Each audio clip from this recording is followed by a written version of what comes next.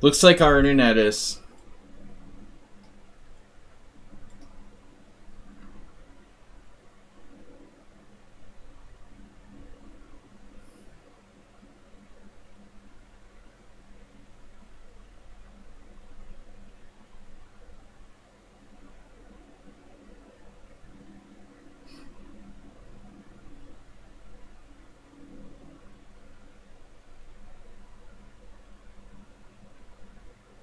bit better. We got disconnected. Are we still here? This looks bad. I don't know what to say, guys. Doesn't look good.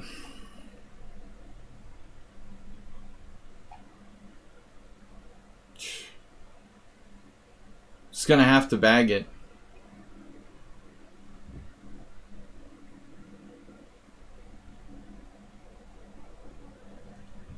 But I mean, I can't make you guys suffer with a connection like this. I can't continue to stream if it's gonna be like this.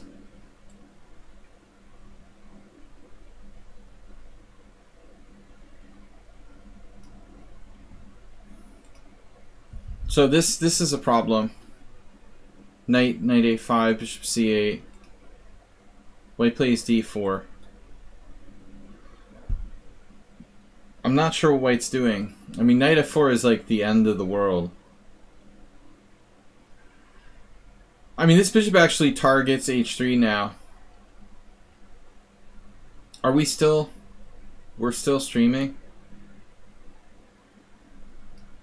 Driving that bishop back to c8 might actually hurt white. And you're threatening f5 still. I'm not sure d4 is a great idea. But he tried to create some distraction in the center. What about knight f4? Then this.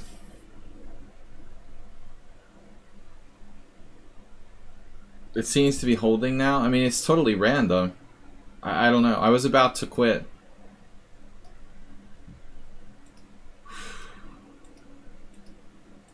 White is trying to focus on the dark squares.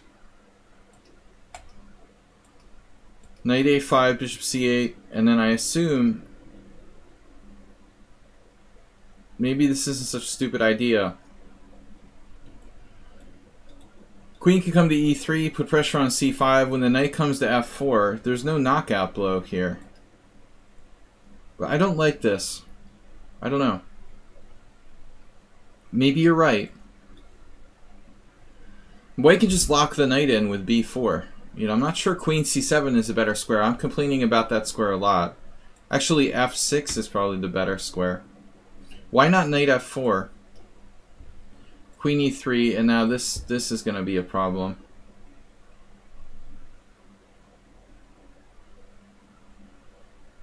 So we're still alive. The stream crashed twice.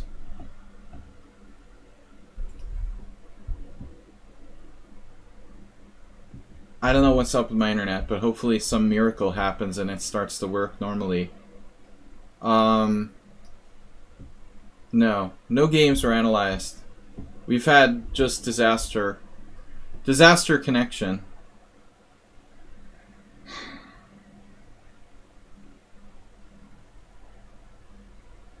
Anyway, let's see what happens in this game here. Queen c7, knight b3. Yeah, I mean, that makes no sense whatsoever. I mean, white has to play b4 here. He has to play b4. I mean, give me a break. I mean, do you have something here? Take, queen c3, attacking this pawn? Is that a thing?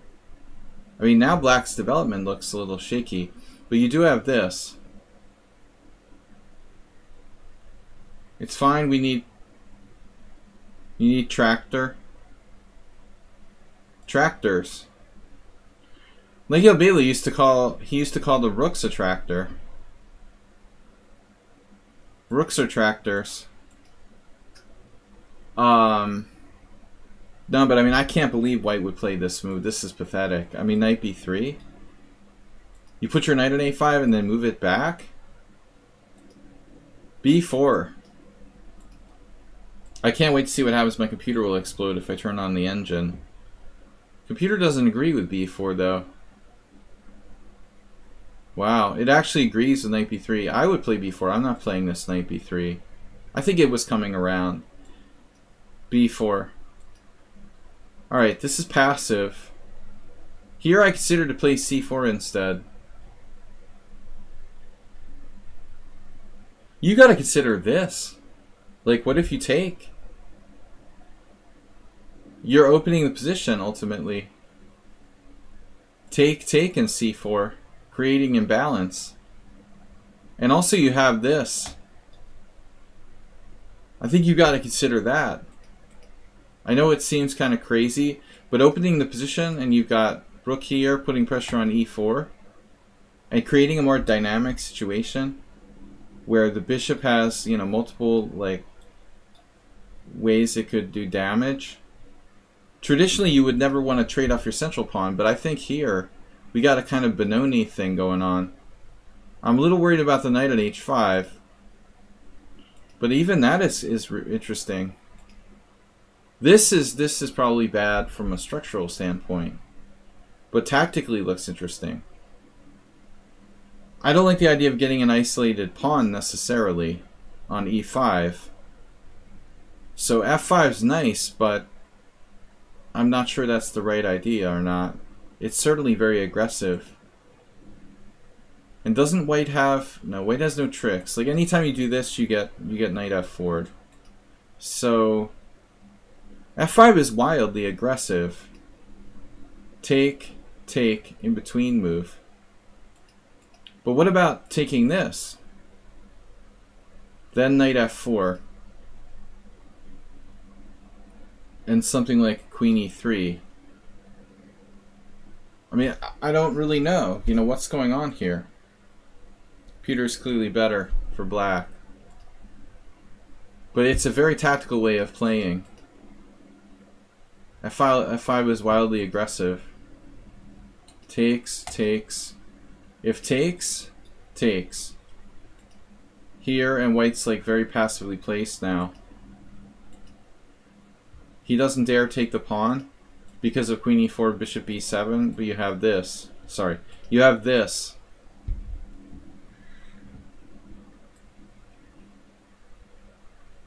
I apologize for the poor quality stream today. I don't know what's going on. Queen e3, d5. It's just like I can't guess any of black's moves. I cannot guess black's move, but I get this. This is getting undermined. You know, another interesting move here is knight d3, but it doesn't look good enough. So I guess this is forced, reinforcing e4 here. White should try to trade queens, if it's at all possible. Queen takes. You know, my concern here is that white has a blockade, but the central pawn is so strong. And you've got rook a7, rook f7. It looks like black's just clearly better with the space. Knight f3, knight h3 check. Yeah, he just gets ravaged tactically. Rook takes. G takes, queen h5, it's over. Wormius is raiding with a party of 5.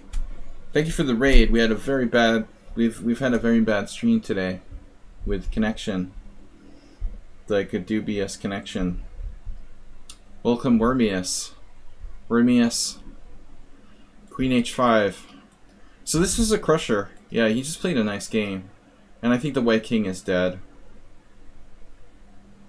Hopefully this makes it better. I don't think that white can survive in such a position. It was a kill. Now there's triple threat and triple threat on h3 and f3. There's no way white can survive here. That was nice. I mean, I thought f5 was bad, but again, I strongly recommend not playing knight b3 for white. You know, he has to try b4. And things would have been different then, because your bishop can't go back to like b7. He should have kept his knight on a5. And I think there's still... White still got chances to stay in the game here. f5 was pretty cool. And this idea of playing the long diagonal with the bishop on b7. I mean, White has to try to take this pawn, right? So let's take a look at this for a second. So the point is you detonate his entire position. If pawn takes, what's going on? Like, where are we going? f7? I'm not that sure. Let's take a closer look at this. If queen takes e4, damn. That's like the losing move. I was right about that. At least one thing I got right in this game. He has to play this. I mean, it's clear to me, like, after this, White is in big trouble.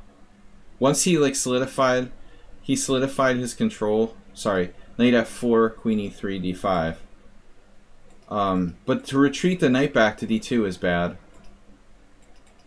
So clearly, if you can take this, you do it. And that's the critical line. So does this even work? Bishop e7, ed6, and again, you don't want to trade queens. You don't want to trade queens. I mean, you sacrifice 2 pawns temporarily.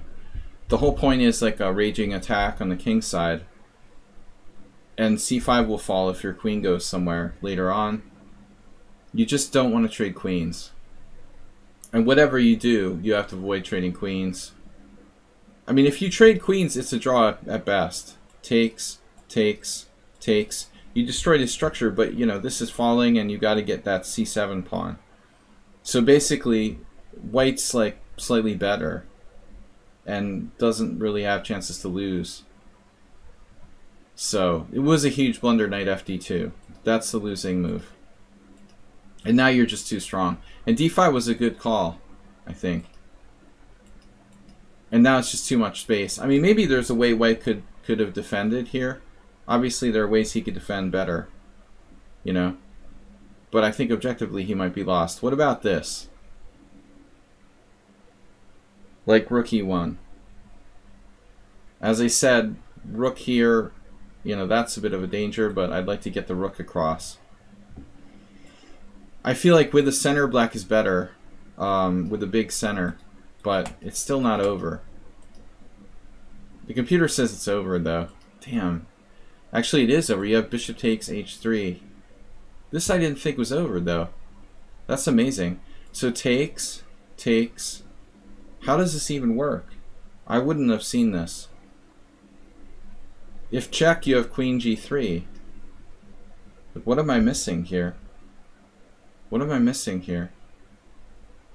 This is a winning position for black. Knight takes h3 check. I get it. Okay, so then you just snap this guy. Wow. So let's say king somewhere. Queen d2. A slight problem arises. The e4 pawn is protected, and white is triple attacked at f2. So that was an impressive game by black. Alright, we're going to go back to our study. Learn, study. That was Stickhow's game. I thought a pretty crushing game. But honestly, he had queen takes c4. He was still in the game there. Alright, this is our proper study. Guys, it's been a crazy night. I don't know, every other Thursday seems to be a problem for my setup here. Mr. Coffee resubscribed tier 2 for 48 months in a row. 4 years. Here's to many more. Just a few seconds ago. Are we functional? We're functional. Alright, so Princess Chess, powerful question. Asterbait, Yabatis, Ripun.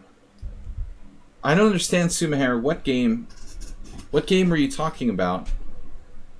I looked for Sumaher's game, but I didn't see anything. You said, no, Mickey, not Sumaher. It was Mickey. Oh yeah, that's the problem. Wait. Mickey. You didn't submit a game, did you?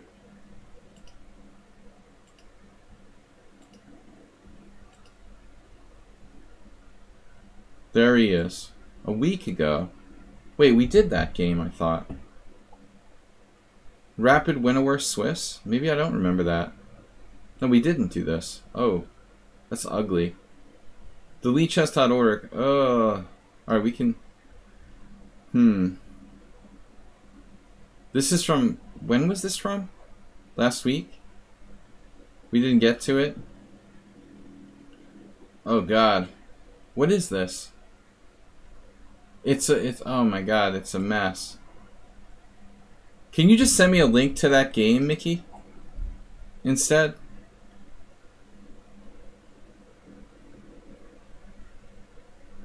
Can you somehow give me just a link to the game? Or some other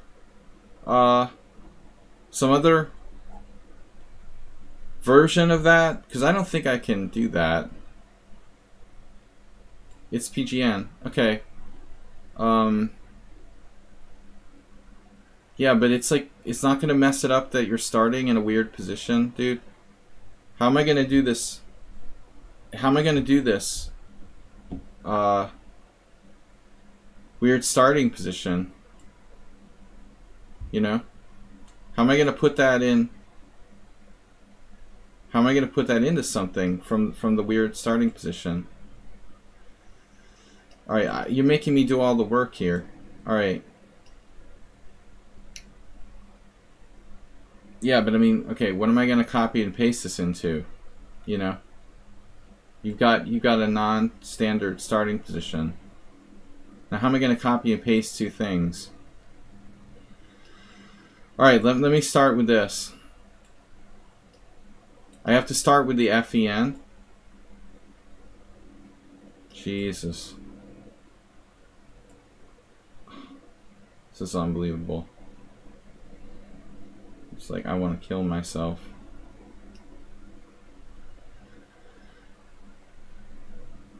The whole thing, including the headers? Are you serious? That will work? Are you kidding me? If I copy and paste this whole thing? Are you serious? Copy paste it into an analysis board and that will work? I don't believe it. Wow, it works. Unbelievable. Whew, I can't believe it. Mr. Coffee knows all. I never thought it would accept that. Wow. Error. Type error. It's good enough for me.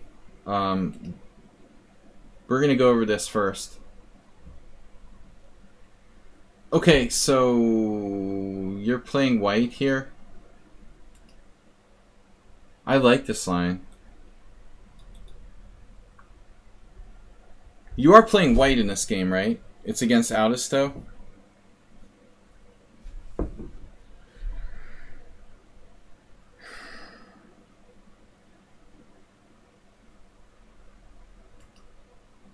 Yeah, no one ever plays that against me. Everyone always plays pawn takes pawn against me. Man, I don't know if I've had anybody play knight f6. It's weird.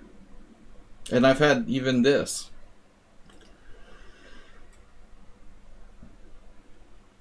I think that Bronstein has a game in his book Sorcerer's Apprentice where he played against knight c6 against somebody. Maybe Tal. Anyway, knight f6. I was just wondering if we could play a3 here. Like a Nefedov type of thing. This is actually a variation. Very uncommon. I don't think I'm a big fan of bishop g5. So e5 is critical. You did play a3. So I think, I mean, this is obviously the normal move. But Mickey instead plays a3. I feel like I've seen this somewhere.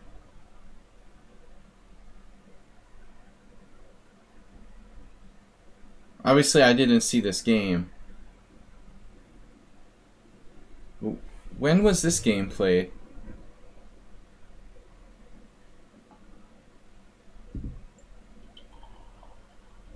Do we have a winnower arena? Or is that in another stream? I don't remember. We had a Winnower Arena a long time ago. Okay. Yeah, I vaguely remember. So bishop takes c3. I mean, obviously black can play bishop e7 here. It's very solid. Alice, so take, and then you have two choices. I mean, pawn takes is definitely possible. Vasily Ivanchuk.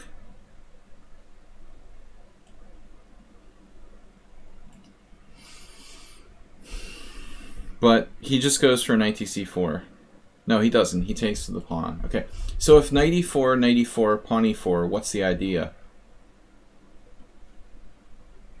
What's the flippin' idea here? Yeah, if this pawn were defended, you know, I'd have no problem with queen g4. But that just doesn't seem sufficient. So you have to defend your pawn first, like Asterbate. Olga. Like Olga did back in 1999. To beat the very tough Iveta. But, your game was different. He played pawn takes. And now f3 is a theoretical like move. I think I had this game against somebody. I had this game. I feel like I had this game on the stream against somebody. B-Jock's in a bar. I'm in the list. Can someone write me that in the chat?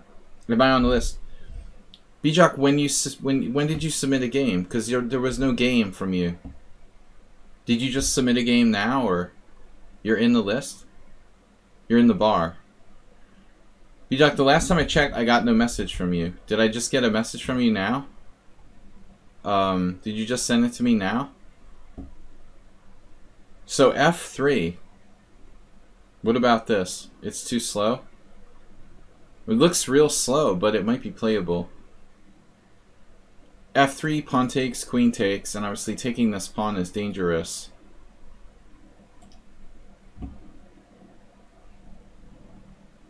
It's very strange that there's no games here in the master database. I mean, that's just bizarre. It's very close to a theoretical position. You're in the bar. Enjoy the bar. We just had follows from Satoshi. Drop me some Bitcoin. Mohammed Shakir. I'm surprised Mickey didn't play f3. I think I played bishop g5 in an online game, but this seems kind of lame. But what else are you going to do? You want to get your pawn back. But I don't want to give up my bishop for nothing. Yeah, I like f3. Computer doesn't like it though. Bishop g5. I feel like I had a game where I did this. Takes, and it's just so lame, you know. Iveta had another game in 09. This is just so lame for white. This is like what I did in my online game. But Ivanchuk wouldn't do that, right? You think Ivanchuk would like play bishop takes f6 against 2300? How the heck does this 2300 get to play Ivanchuk? Seriously. What did he do? He's a millionaire and he played in Gibraltar or something? That's just not fair. Bishop h4? Of course. Ivanchuk is not going to trade his bishop off against this punk. I mean, what's black going to do? g5? That's not a problem. This is a problem though. So like knight c6, bishop b5, of course, bishop d7, castles, a6, time waster, and then Ivanchuk does it on the other side too, symmetrical. And now black played g5. Good luck with that. Good luck, have a nice life. You're playing g5 against Ivanchuk.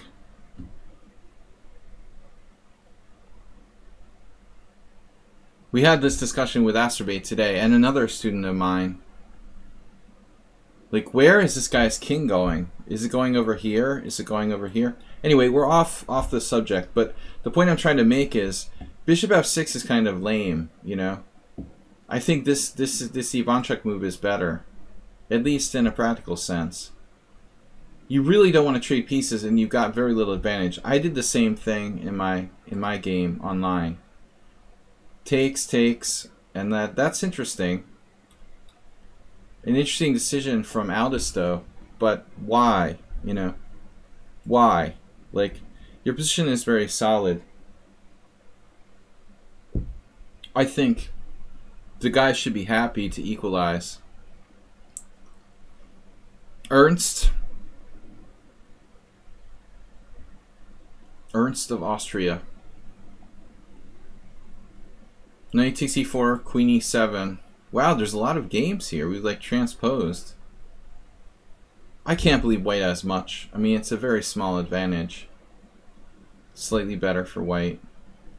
So he takes with the g pawn. Now you take. And then f5. Knight back to c3. Or knight to g3. This blocks the g file, but he has f4. Now I think that black played in a kind of risky style here. The day of g5. The day of the bad g5. He has a bad score. He wanted reduced it. I think he wanted to make it worse. I mean, I don't know, man.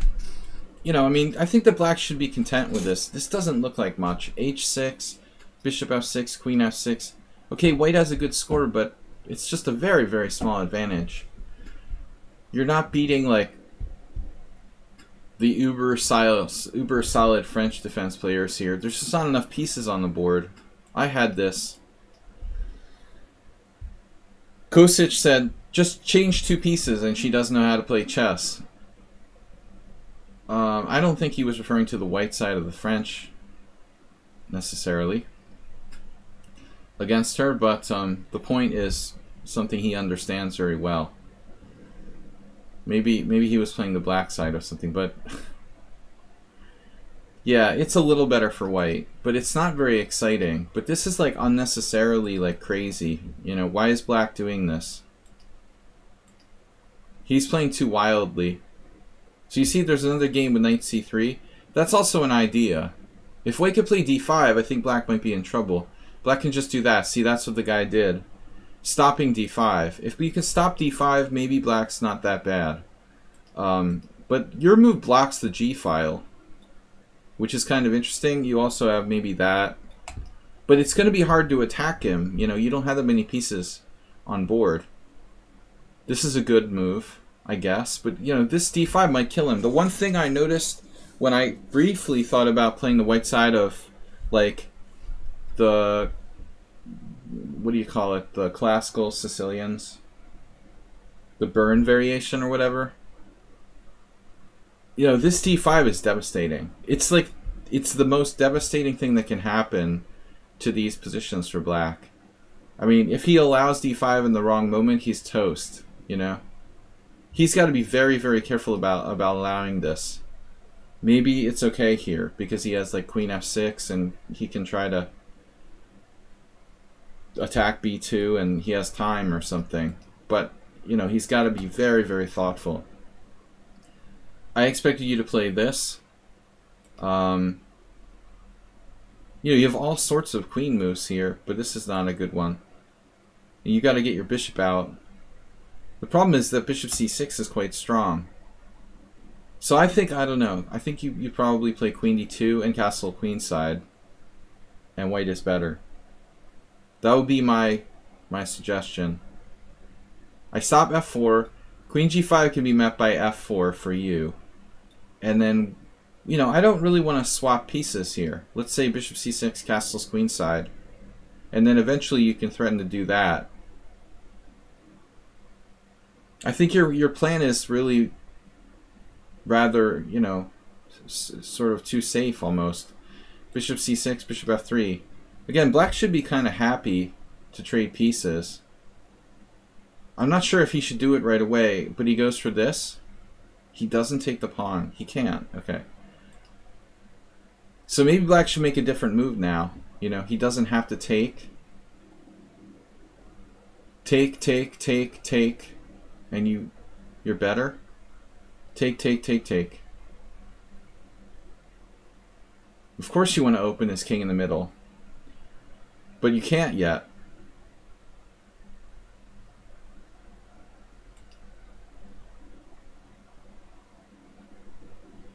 But I don't know if he should do that. I mean, he's helping you develop. What if he plays another move? Like some sort of sensible move here.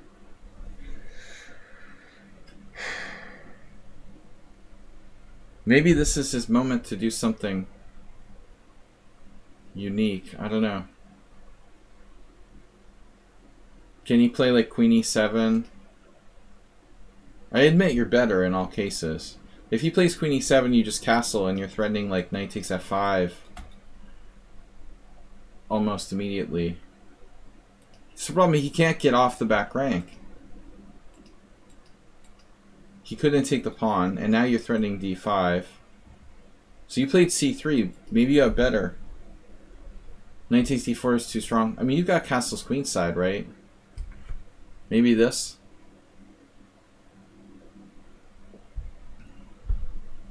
He's got queen g5 check and get out of there.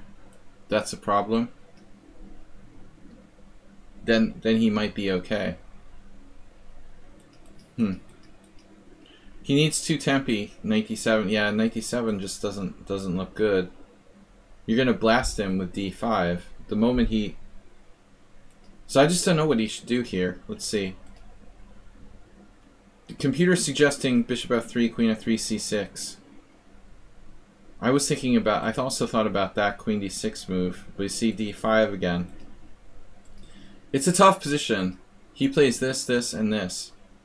You know, c6 is the, yeah, that's the best, probably. He's got to stop you from playing d5. But the thing is, like, again, this guy does not have a safe place to put his king. Ba-ding! Ba-ding. I got ba-ding. Oh, that's annoying. What is that? I turned on my sound on my phone. Alright, it's not important. It's unimportant, this ba-ding. Alright, we're better. We're good. But, I mean, c3 seems like... I wish we had a more aggressive move, like castles. Can't you play castle? Yeah, check. We said this already. Alright. Dude, I turned the sound off. Don't ba-ding. Stop ba-dinging. c3. If only he could trade queens, he would be fine. And now h4. Yeah, he wants castle. You have d5, but he has knight e5. Then you have queen e2. Then he has f4. It's pretty complicated. There's this. There's this. I think you're clearly better. This looks really strong, actually. But it's surprising that black can hold this together. Plus 0.7. Wow. It's hanging on. I don't know how you resisted playing d5. h4. And now queen e7. Now you can't play it. So you just castle queenside. And he castled queenside. Yeah, I think that was a really good chance. That was your best chance so far here. I mean, I'm open-minded to castling on either side. You know, I don't think you should, like, know necessarily, depending on what black does. But this is the key idea. Okay, you just wanted to castle queenside, but I'm not sure. You know, you're letting him consolidate his position, maybe. Maybe black's okay now. You know, that's the problem with what you did. I guess you're still better, but his king got to a relatively safe position. I think in the end, like, you're only a tiny bit better now. Yeah, I get it. But it's possible you lost some of your advantage. And I'm not that enthusiastic about h5. You were scared of knight e5, but you had to just calculate. Yeah, you can't play d5 without calculating. But I don't know about this. You just wanted the pawn to be protected. I mean, black is doing kind of crazy stuff over here. I mean, you still have d5, don't you?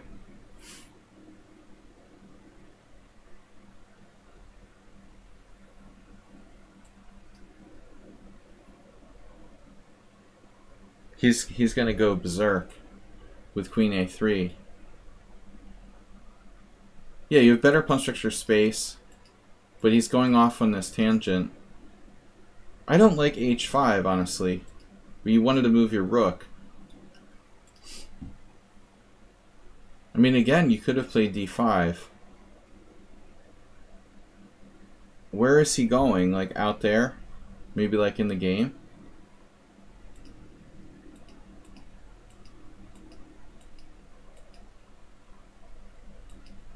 Yeah, I mean, I don't know what else to suggest. This is getting pretty bad. I mean, b4 might actually be a good move under the circumstances. The position got a little out of control. Here, here, here, here. It seems rather unclear now. Check. King b2. Yes. Well, this was a blitz game, right? Here. And you've got him with knight e5. So his only move is... yeah, he's in trouble.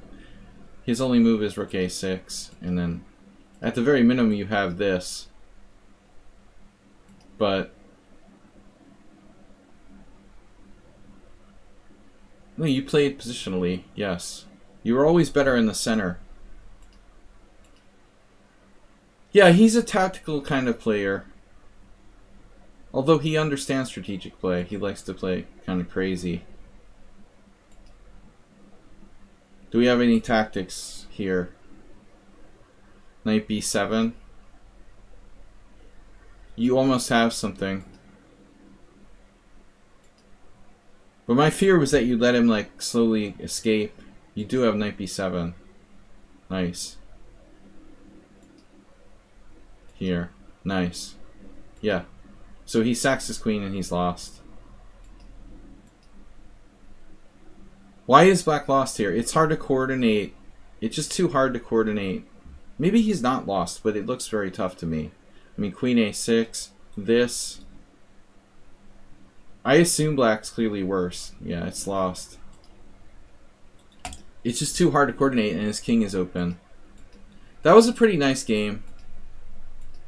It's a pretty nice game by you. You played very, like, positionally. And then, like, one tactic when you had it. Very systematic.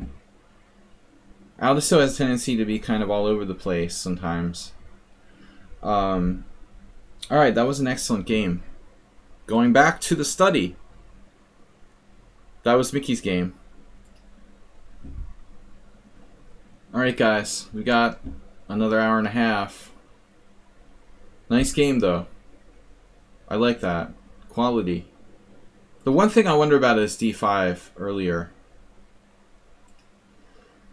Should you have gone for that chance to try to open it up?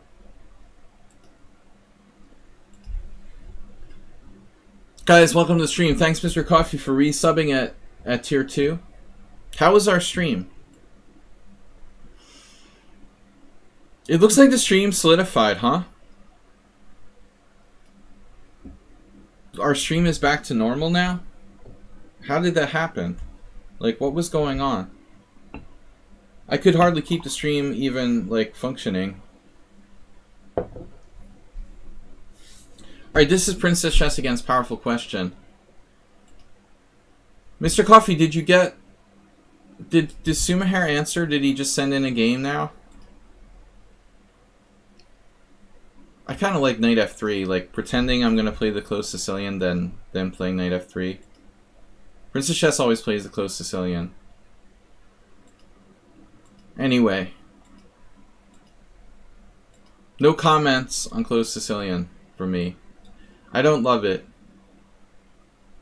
My last closed Sicilian was against Emil Slotowski in like 1999.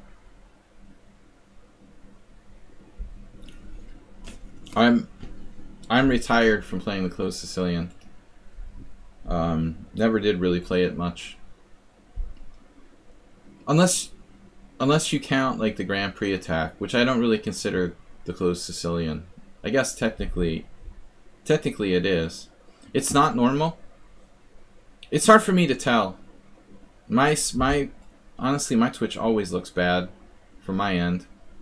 I normally don't watch it myself. I just watch it when there's a problem. It's hard for me to judge here. Bishop e3, d6, queen d2, and now a very strange move by black, knight f6. Like, why would you play e6 and then put your knight on f6? It doesn't make sense. I've never seen anyone do that in my life.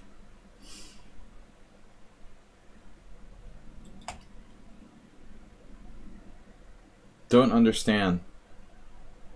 This goes against the entire setup. So, this has happened in a number of games. It's funny, almost every player was afraid of knight g4, so played h3. But I think Princess Chess's move is justified. I mean, bishop h6 is okay. I expected castles. And so now, you know, normally with the knight on e7, white would start an attack with h4, h5. And castle like queenside. But here, there's knight g4. Did Sumaher... What? For Sumaher. Sumaher. Was one game with me last week, yeah? Yeah, we did that.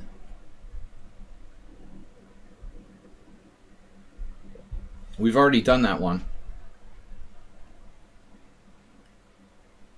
I thought we already did that. Didn't we? We did it last week. But it wasn't last week. We did that. Yeah. It was supposed to be 2 weeks ago, but we finished it. King g7, and now knight's on a funky square. But how to take advantage of that? I mean, I'm no authority on the closed Sicilian.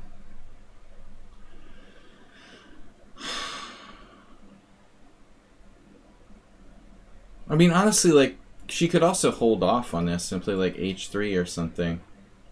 But I'm not enthusiastic. I guess this is okay. Where do we put our own knight? Here, here, or here?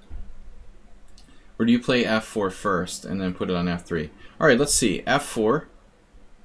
That's a good move. I mean, if d5, you're going e5. If e5, you're like, whatever. I don't care. Maybe we'll think about f5, right?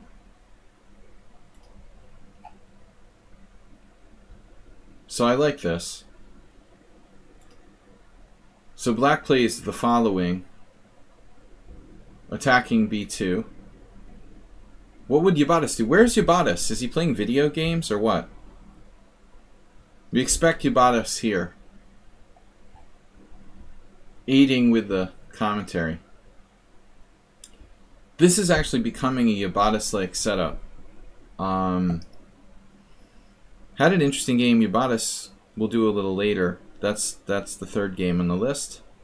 Where the same debate comes up, like, should I castle queenside or should I play rook b1? You know, castling queenside in the closed Sicilian is normally bad, but I mean, that bishop's gone. You know, since the bishop on g7 is gone, this is not inconceivable. The other thing is that the queen is getting in the way of the black b pawn. I admit it's like kind of risky and weird to castle queenside, but it's playable. But you'd have to really like go like nuts on the king side to justify that. Otherwise, rook b1. So she plays this. Yeah, I know this is a standard maneuver. But I have this thing about not retrieving my pieces from the center unnecessarily. Maybe objectively you should play rook b1. Like, seriously. I mean, this is a normal Smyslovian move anyway. With the idea of undermining black's position at some point later in the middle game, like b4. Spassky-esque. Spastastic. Where's move 11? Not here. Oh, could you play knight ge2 and drop the b pawn? Rook b1? I don't know. You know, that's provocative. But I would probably just play rook b1. Castle's queenside is sort of dangerous. This move looks uninspired. Okay, it's okay. It's okay. I understand. You have a good square here. You're defending b2. But I have this thing about developing my pieces. Let's see what the engine says. Curious. Wow, knight f3. Even Mickey didn't suggest that one. b3? That's disgusting. That's like the last move I would ever play in this position. Wow. The engine hates knight d1. It's not even in the top 3. It hates my rook b1 too. What's wrong with rook b1? It says it's like... it's not so bad. What about knight d1? It's also not so bad, but it does pull away from the center. Yeah, I mean, I think this is a very interesting position to analyze. Princess Chess should really focus on this position. Thought process and plans and like, what's your deal here? I think this is undeveloping. You know, it's really over the top. Knight g4, the mystery knight. Yeah, I mean, that's kind of perverse. h3, knight h6. I get it. Like, he wants to put his knight on f7 or g8 or something, get it back in the game. And now c3. What about e5, f5? Okay. Here. I feel like this is a Chigorin game or something. Bishop d7. This looks like a game from the 1800s, like the first Sicilian ever played. Chigorin versus... It's Chigorin versus Blackburn. Like 1863.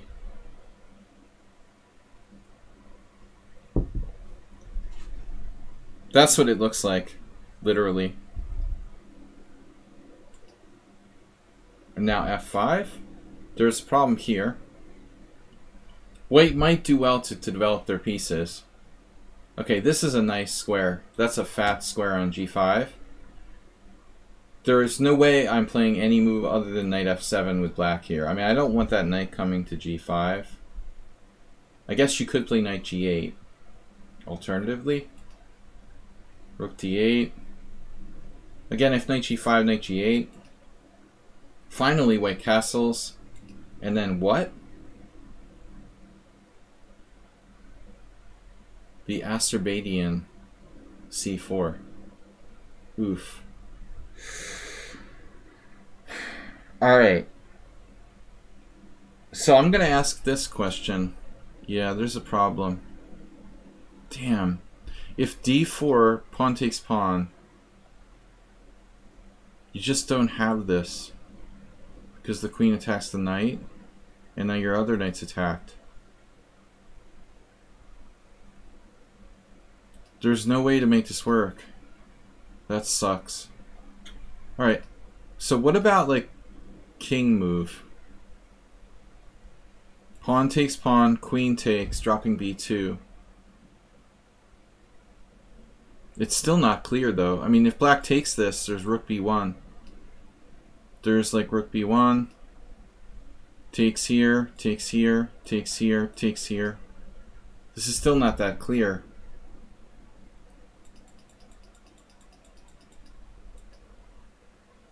Wow. But I mean, I want to play d4, but pawn takes pawn. Now knight g5, and then this.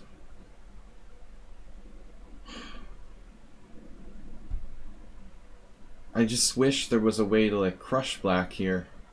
But we're down a central pawn. It's just not enough. That sucks. Damn, it just doesn't work. Yeah, so my move is actually a top move. CD3, even queen d3. Yeah, this variation is sound. This exact variation I just gave. Queen b2, rook a, b1, queen c3, and I said rook takes b7. Just have to have faith that white has compensation. You're threatening queen takes e6. There's knight g5. So this is a key moment. White plays d takes c.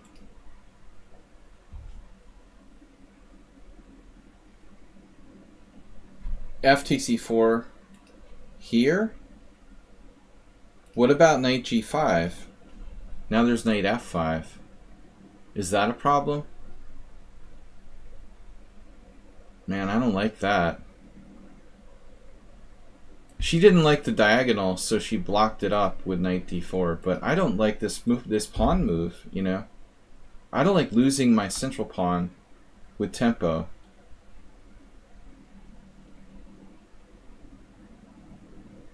He wrote it down last week, analysis day. Bijak, we didn't go over that game last week.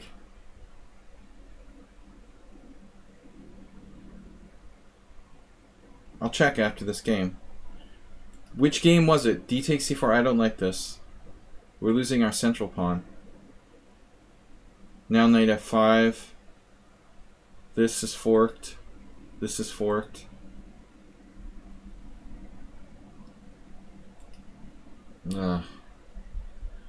Protected pass pawn on e4.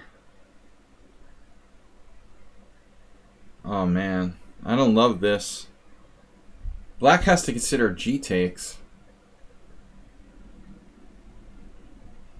I don't see you getting his king. Black should seriously consider taking toward the center here, because this leaves him with the weirdness, you know. This pawn can be blockaded, and the other one is like backward on the d file. If he takes this way, I mean, honestly, Black's center, you know, he could create the pawn diamond.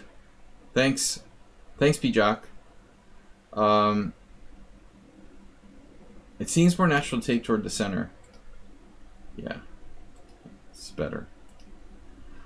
This I don't like now. It's possible that Princess Chess has compensation. I mean, if you move the king and play something like knight c2, knight e3, you've got like a very firm blockade, even though you're down a pawn. I think that was a major mistake by Black. And now he just takes. Okay. Yeah, I mean, taking is alright. You're up a pawn. You're not up a pawn. Why do I feel like Black's up a pawn here? Why do I have this idea that Black's up a pawn, actually? I guess he sacrificed a pawn. I can't get it in my head. He actually sacrificed a pawn with c4. Okay. It's making me think he's up a pawn, but he's not up a pawn. And now he fixes white's structure. But I just don't like his move e takes. You know, this is better. Here. Okay. Okay. He has a protected passer, so that'll probably save the game from being worse.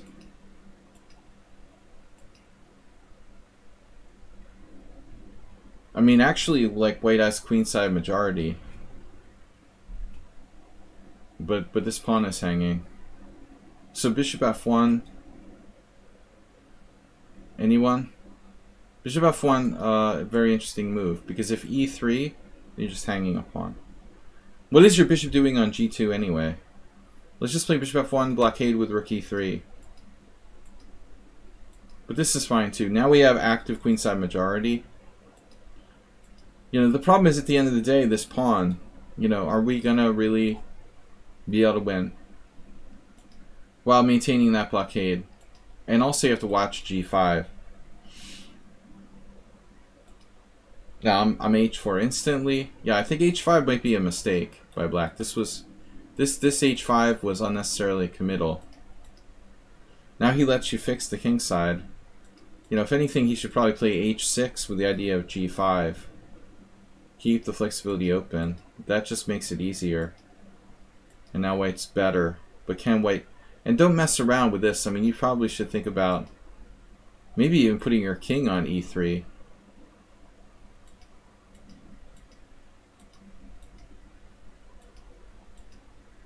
This is a very weird move. Rook a d1. I don't know where you're going from there. If you're trying to draw, you can just move back and forth.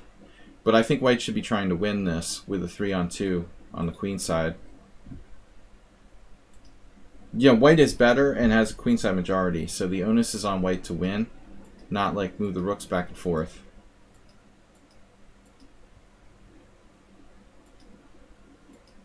And now black takes the A file.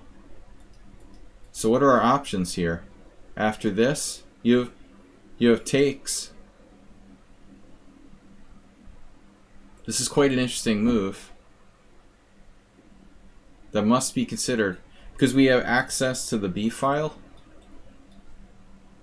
For example, if you take back, I mean, if we penetrate, like we have very good chances. The problem is the B file. And if we go here, we drop our pawn. But now you have like, maybe rook b6. Maybe, I don't know, is it enough? White is better. I don't know if white's winning, but white should be better. But this is a key moment. So after take, black grabs the A file. White's still better, but can they make progress? This is not a bad move. And she takes over the A file, nice. But at some point, hello. Like, doesn't black have E3?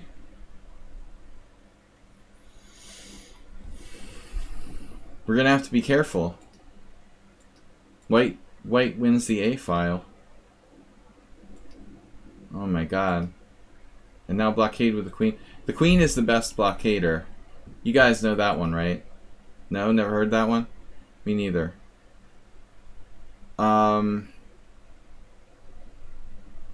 Yeah, white is close to winning. It's like a stone wall.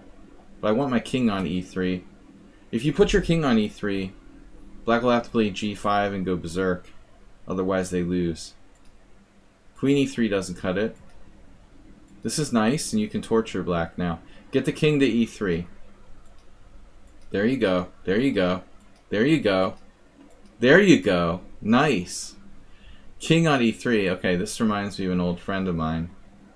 He used to play like this. It looks like the remains of a stone wall. Black has a stone wall. Prince of Chess is turning into Petrosian. Nice. And now black is in trouble. He missed any window of opportunity. I'm not sure if we should trade pieces or not. No, objectively here, probably not. So you've got tricks, you know, queen a5, bishop a6. The engine thinks it's like close, but black can hold on. I don't know that we can win like this, but he lets you in on b8 because it's very low on time. Clearly black has to put the queen on c8 and start praying, you know. White should just play queen b8 and good chances. There you go. And now the ending. Wow. Meat coffee. Coffee meat. Is this a winning position? Are you sure? Good question.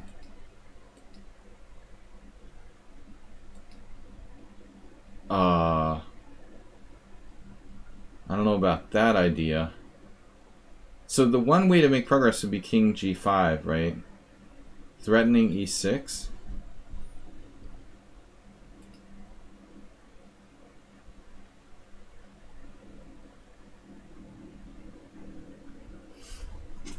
Like,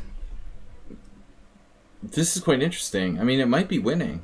The threat of e6, bishop d7, and now white needs a move. Where is it? What's the move? e6. Are we winning? There's move 11. Black could have, yeah. Black couldn't.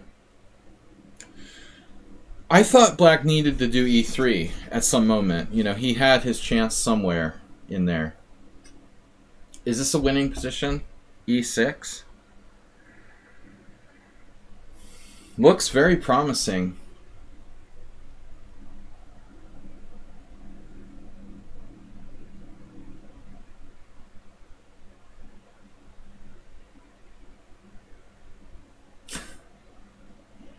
Oh, wasp. I thought it was a fish or something. So here, this is recommended now. Oh man, what a position. White to move and win. I've never seen anything quite like this. But does it work? Bishop a6. Pawn takes. b7, e3, b7. What do you do after bishop a6? Any suggestions from the peanut gallery? So my analysis is the following. King g5.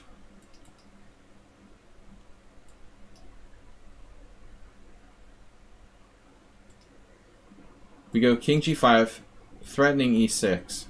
Maybe black doesn't have to play king takes e6. So we said e6, wait, king g5. Where's our position? King e6, king f4, king f7. Now we're saying king g5, black has to move. But maybe he doesn't have to play bishop d7. You could play bishop e8.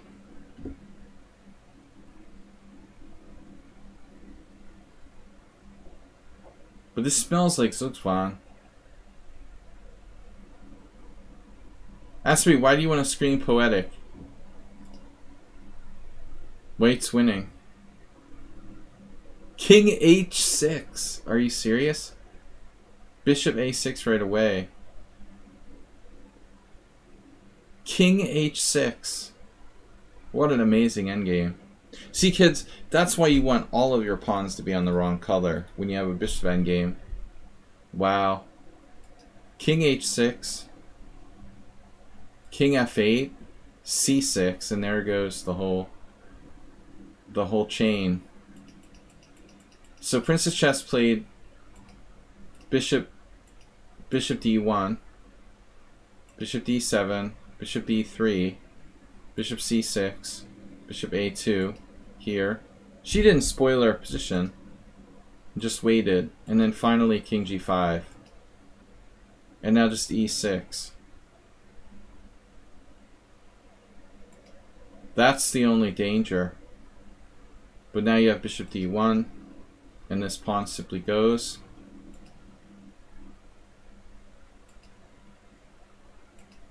No, no, no. Amazing. Wow. So what happens on king f6? King e3, king e6. And we start over again? It wasn't that easy, you know.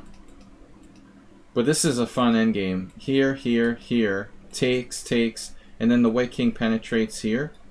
You just had c6. Oof. That's over.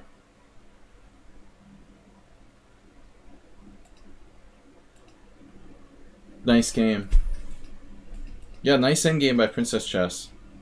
And that's the way you play the closed Sicilian. You play in the endgame. You make it to an endgame, and then you play the beautiful endgame. Guys, I'm going to be right back. I'm going to take a short 3-minute break.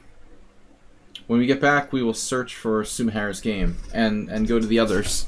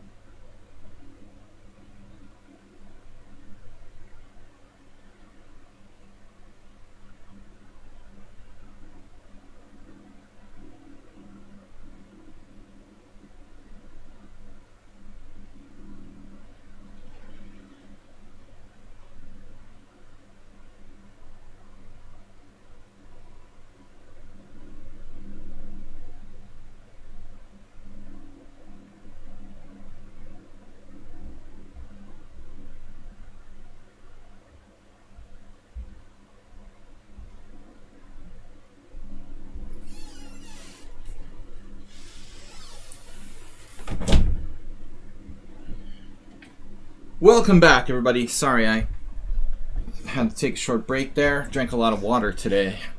Somebody told me I had my third COVID vaccine.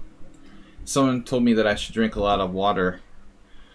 So I drank like twice as much water as I normally.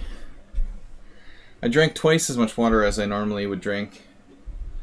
All right, we're up to game 2. We're way up to game 2. But actually, I said I would look for Sumaher's game. Sumaher.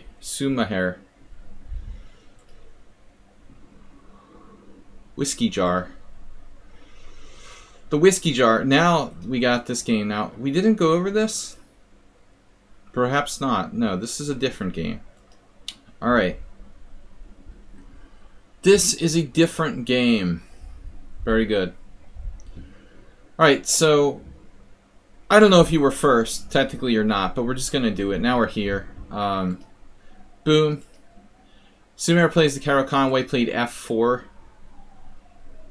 Ruslan plays that. d5. And now, honestly, to be perfectly honest, I kind of like d3 for white here. Move 11. A move 11 favorite endgame. Could we look at pawn sacrifice? Oh, you want to go back to pawn sacrifice e3? Too late. Alright. Too late. That was probably before I went to the bathroom. Anyway, too late. We're on the next game. I got a lot of games and we're kind of running behind schedule. So, anyways, this is interesting. I like d3. There's also the toilet style variation with knight c3. I'm not in love with this f-pawn here after this. No, I want to take that pawn move back. I think I like d3 better than knight c3. This would be my choice.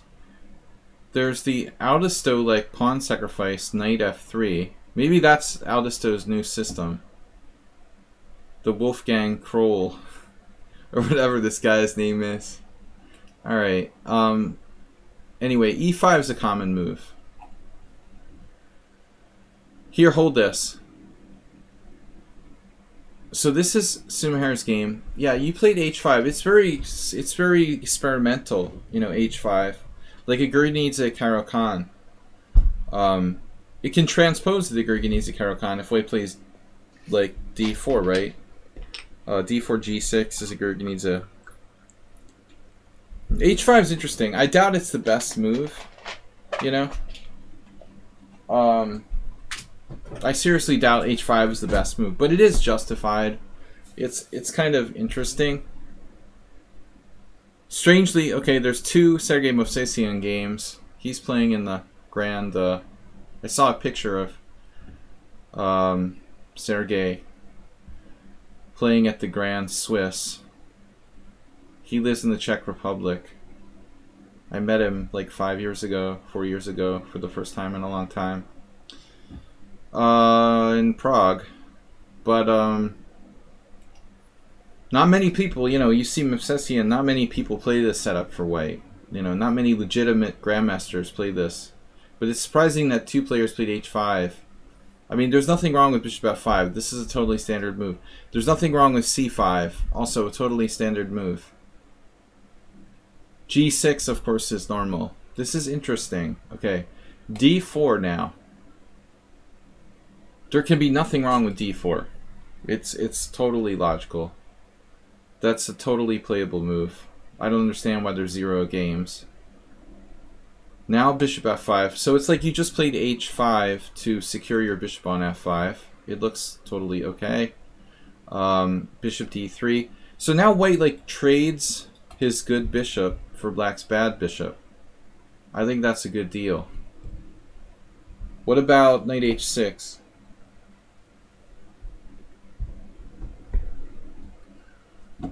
The standard procedure here would be bishop takes d3. I'm a little bit worried about f5.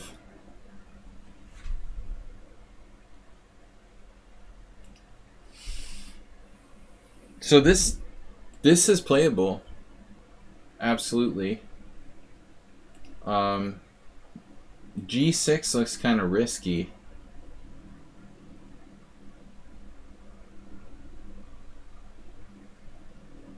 But I don't think there's anything white can do, really, to disrupt black.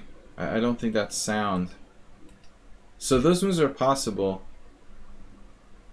This looks kind of artificial, you know? And my question was this. The main question is this a move?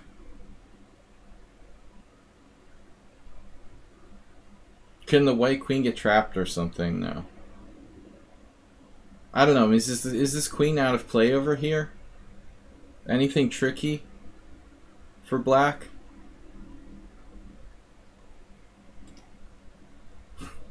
It's actually playable according to the engine. Bishop d3, cd3, and queen b6. But I don't trust this. You know, this looks a bit weird. So if it was a blitz game and I had to make a move, I would probably play e6. You did bishop takes d3. Now queen d3, and this is a problem. You know, f5. I think this is a serious problem. If white plays f5, black is in trouble. So you better act fast. I mean, what are you going to do about that? Like e6, f5. Maybe you're okay. I mean, this is coming open, and this is coming open. I don't like it. Like, we can't maintain the blockade over f5. We're in trouble. Let's see. Computer doesn't agree. What's wrong with f5? Oh, you have a check on h4. There's a check on h4.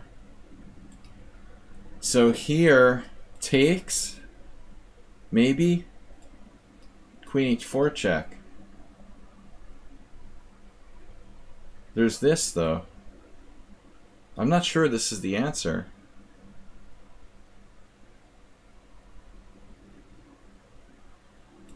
Maybe black has something more solid. You could just play like check g3, queen g4. Doesn't look right. This is very strange. I don't know. I want to see what the computer says here. Bishop d3. It likes that line best. That's the best line. Stockfish is analyzing my line, and it says this is the best line. Take, e6, f5.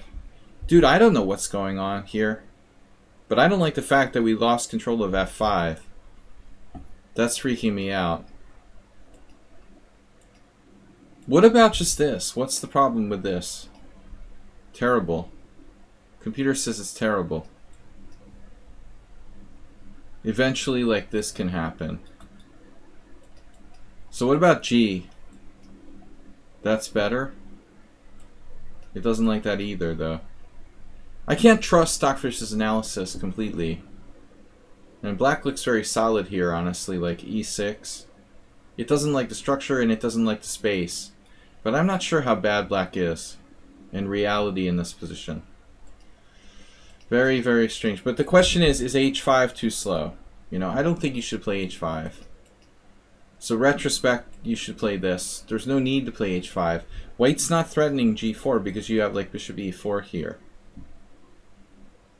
At the best case scenario, you know, you're threatening that. Ovechkin played h5. Oops.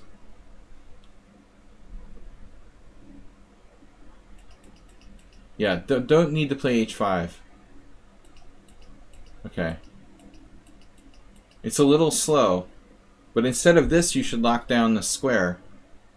Tazik, welcome. Don't let him play f5, because if he plays f5, you're in a lot of trouble. Like, even this is okay. Actually, why is white putting their knight on e2? I mean, the knight is better placed on f3. The knight is good if it goes to f4, but we're not going to let him play f4. You know, knight f4. You just stop him. I mean, knight h6 is good. Or g6. He should put his knight on f3. Or he should just play f5, obviously. That's maybe the best move. How about a positional pawn sacrifice, like Korchnoi in the King's Indian? You know, with c5. We just don't have to take it. Like, you can play another move. What if white just plays like strategically? Now knight e2. You know? I mean, this looks very scary for black. I don't know. g6 and we have no development. So f5 doesn't have to be recaptured. What about d4 after e5? Oh, I thought you were talking about white, man. Yeah, I mean, that would be good, maybe if you hadn't played c6.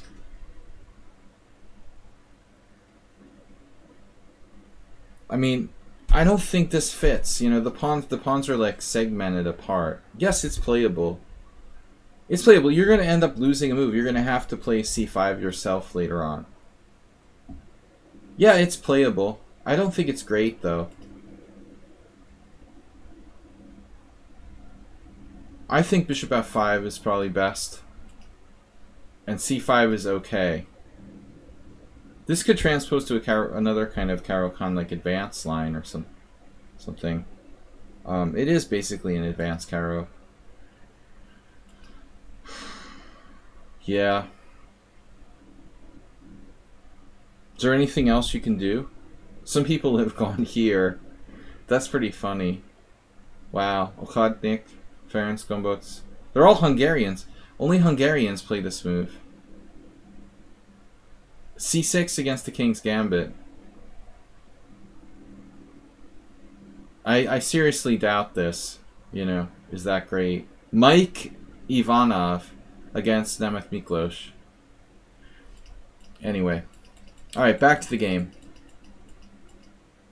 So you should first consolidate f5. And white can blast you with f5 at some point. Obviously, this is not a problem. You know, you just play queen d7. Or even knight d7. Again, f5. You gotta stop that. Please stop f5. So it's better to go to h6. I was having this discussion with my students. Modern chess theory has changed over the last 100 years. You know, moving the knight on the side of the board is not a mistake. The thing is that knight h6 doesn't get in the way of this bishop on f8. Knight e7 does.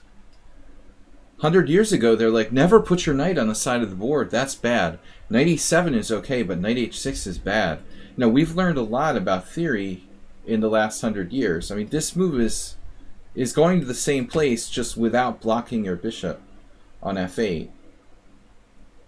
This is a better way of going to f5. So when you play this, obviously he can grab the pawn on c5. But white was not exactly that sharp. So now black gets aggressive. I mean, g6 is okay, probably. But h4 is good. Here, and then now you have the best of both worlds. You got away with murder. This is actually not a bad plan to get his knight here. Now take. In general, I don't like taking if he's going to get a good knight on c3, but you have a lot of pressure on the d4 pawn here. And you actually have... You have some sort of cheapos maybe on this diagonal.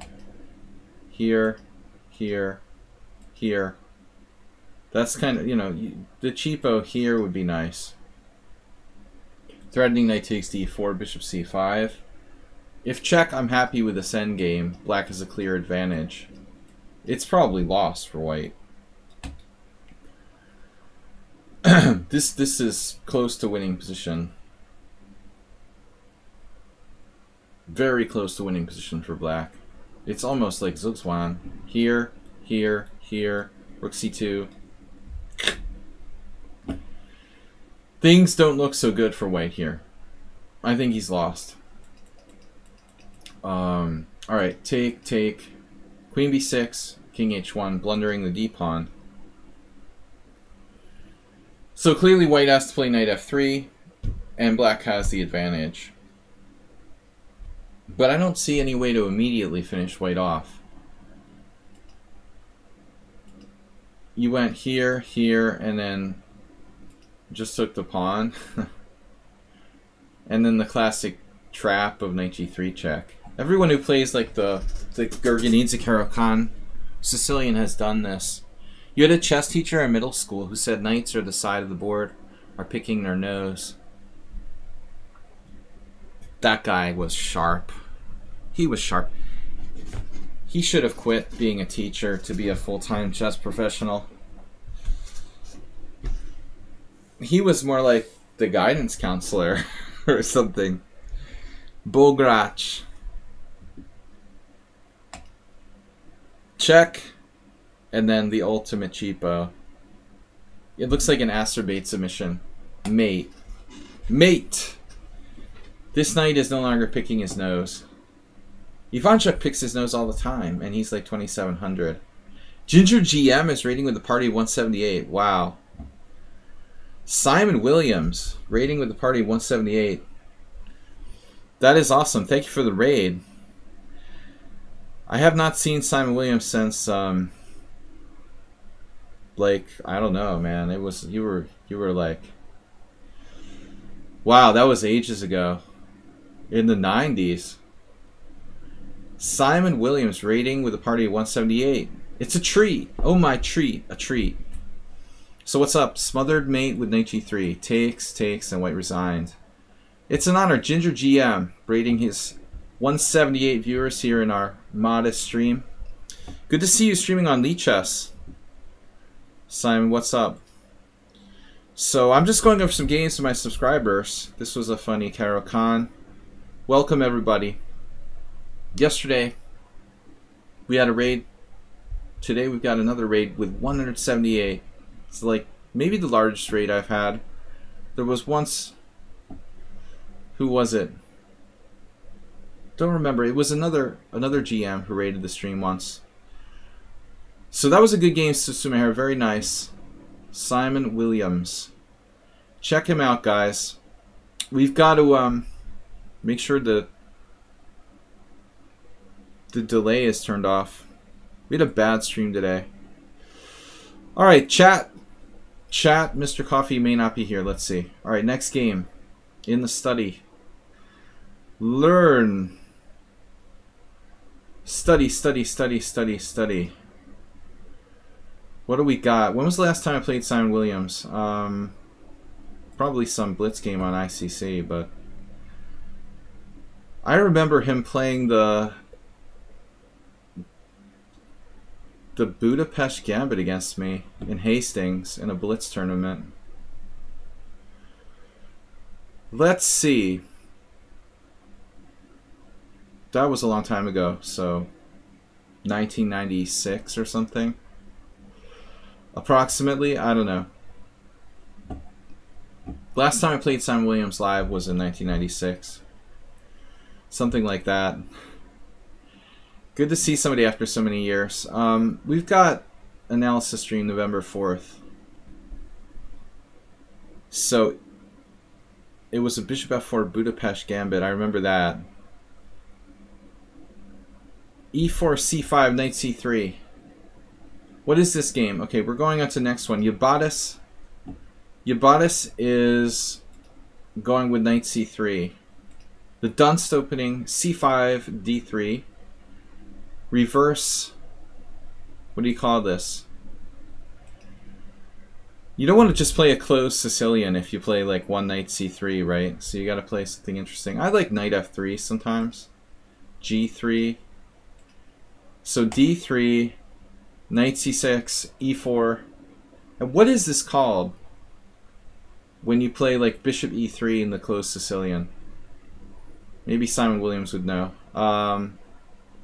He plays a lot of offbeat stuff, but black plays e6 now. I mean, the most common move is g6 for black here, focusing on, of course, d4. I don't mind e6. e6 is a good setup in general. g3, b6. So this is a weird move. Kind of a weird move early. And I don't think, you know, if you set up a hedgehog type of position, I don't think it's very effective against both the King's Indian attack and the closed Sicilian. So that's more or less why this b6, it's not that good. You know, you don't have a plan really. White's going to play for f4, f5, breaking the position open, and black just is sitting there with like this hedgehog. The hedgehog makes sense for black I guess, in the open Sicilian, you know, where you have counterplay along the c-file. Black effectively setting up a hedgehog with no counterplay. Bishop g2, bishop b7, f4. And we saw this, I saw this earlier when I looked over this game. There's a very strange matchup there. Serwan Kamsky from 2006. So Gata just playing this like random b6. Actually, it's weird to see Serwan playing the white side of the closed Sicilian. But I think he's sort of been not so serious about playing in the last 20 years, to be honest. So d6, hedgehog, not effective. Knight f3, knight on g to e7. And this is just, again, a very passive setup. But if you play knight f6, then maybe the knight is going to get attacked by e5 or g4, g5 later.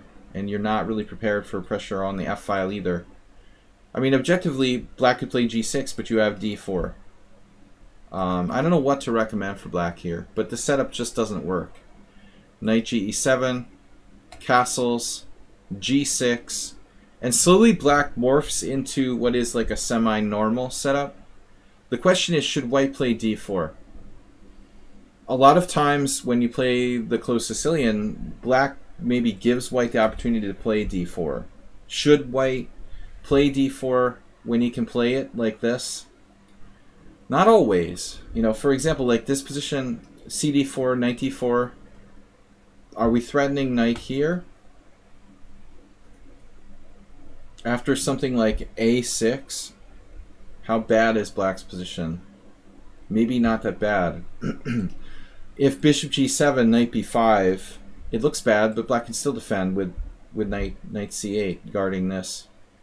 So I don't know. I don't like black's setup, but I'm not sure if white should go for d4. Probably not. So you go here now. I don't really like this move. I think, objectively, white should play f5. In the closed Sicilian, this is our plan. As I said before, hedgehog not effective. He's got a closed Sicilian that's slow. Want to open the position. f4 opens the rook. It opens the bishop on the c1, h6 diagonal. I think f5 makes a lot more sense. You liberate your bishop, and you open up attack on the f-file. This, I get it. You're playing e5. You're playing more for tactics, not the traditional kind of ideas. There's a weak square here, a weak square here. You're trying to play like knight e4, knight b5. But I want to argue that the problem is this diagonal, like the white squares can be kind of weak for white, I would say, theoretically, if these bishops like leave the board. The other thing is that white can be backward here to some extent. So like this has to work now, or you've just kind of like overextended your center. Whereas f5 is like more of a natural sort of break. You just like sacrifice a pawn, I don't know, here, or just developing your pieces. You're not creating weaknesses, you're just sacrificing a pawn. When you play e5, your pawn becomes kind of a target on e5. Here, closing the position, but again, I think black should take, probably. He was probably afraid of the f-file. But I'm not that convinced about this, you know, that black's in big trouble. If knight e4, knight c8, or knight d5. So I don't know about e5. Here. Thanks again for the raid from GingerGM. Check him out. I'm International Master William Pascal. g4, taking away the f5 square. This makes sense. If h5, h3, you hold the f5 square up, and I don't think that black is set up for an attack. Bishop g7 here, hitting the hole here. Black has knight c8. Not an ideal move, but we do what you have to do. Now you play queen e1. I thought I saw something else here. Asterbait just gifted tier 1 sub to Rancid Gambit. Thank you, Asterbay, for the gift sub. I thought I saw another move here for white. Well, f5. You should keep thinking about this theme. Trying to break through while black's king is still in the center. In the closed Sicilian, f5, f5, f5. I mean, Grand Prix attack, f5. Closed Sicilian, f5. That's the idea. If a6, just sack a pawn. Take, take. We're opening things up. You know, black's king is marooned in the center, at least temporarily. I think this looks very promising. Queen takes, pawn takes, and like knight g5, and he's got some issues here. You know, I don't think he's getting away. I mean, how is he guarding that f7 square? He'd have to play knight e5. I'm very skeptical. You have various moves. d4, bishop f4, queen e2. You know, I would imagine black has some problems. But you have to calculate more concretely. I can't possibly be sure about this. But intuitively, it seems good. Queen e1's not a bad move, though. Here, here, here. Again, possible to sack a pawn. Also with this line. Knight d6, pawn d6, queen d6. Maybe this is an even better version. I'm not sure. The possibility of the bishop coming here. If black tries to castle queenside, well, he probably has to try something like that. This looks like a very strong attack for white. Queen h4 and a standard sort of closed Sicilian-esque attack. Anyway, he comes back with knight c3, h5, h3, knight e7, and there's nowhere to go. And now white played knight g5, and that's the problem with h5. This knight sits on g5. The French happens a lot, more so than the Sicilian. So, knight d4. Now it's a little harder for us to play f5. We don't really have a standard break here. Mr. Coffee, thanks for disabling followers only mode. Yeah, I thought that was already disabled. Sorry for anybody who was trying to chat, but we usually operate with the followers only mode. When I get raided by a streamer or something, we'll disable that.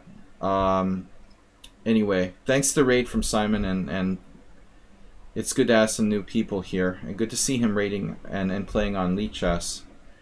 Knight d4 hitting c2. Now, there's an interesting possibility here. Like, traditionally, this is a normal move, right? You're guarding c2.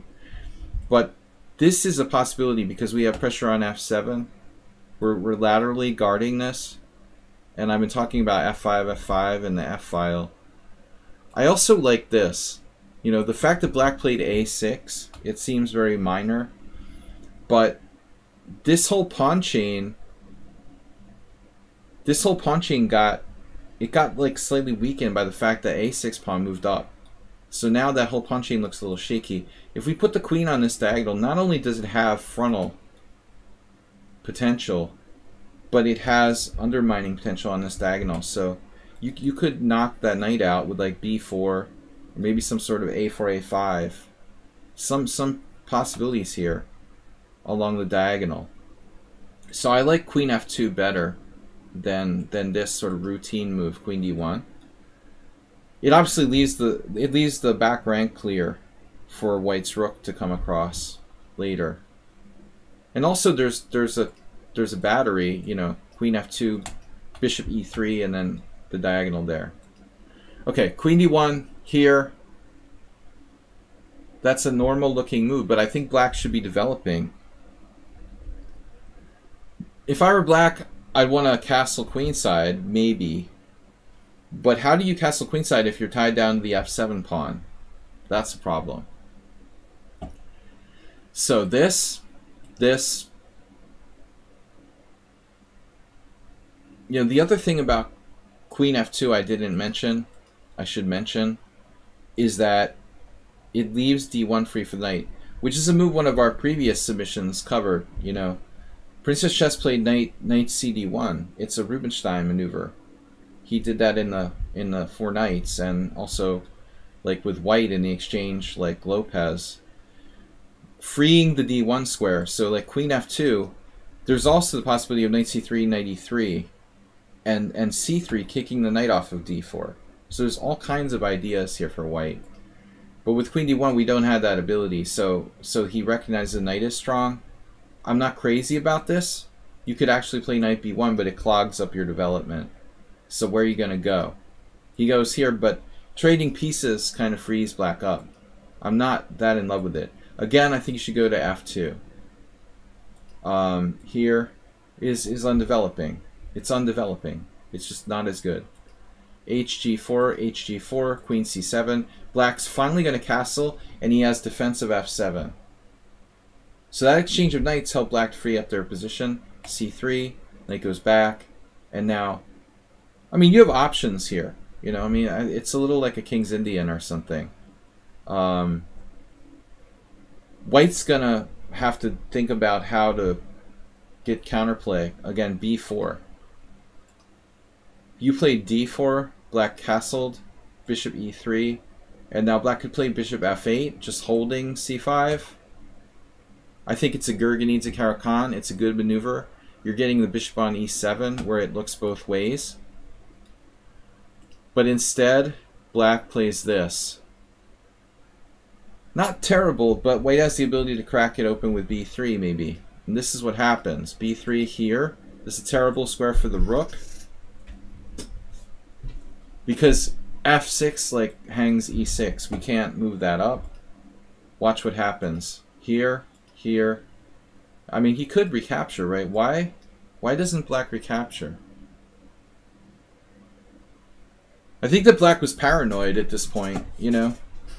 I mean, okay, you could play knight e4, drop a knight on d6. It doesn't look bad. I guess he's worried about that. But you still can't just like lose a central pawn for nothing. He basically just like gave up a pawn here. Pretty risky. cd5, knight d5, bishop d2, and now you're threatening c4 and then pinning the queen on the king. So king b8, queen b3, threatening c4. I would expect b5, but you just play a4 there. So he plays this. And now black has counterplay against the white king. That's a big problem. Rook g4 and the bishop on the long diagonal. Nice line. Diagonal. Bishop on the diagonal. What's up, guys?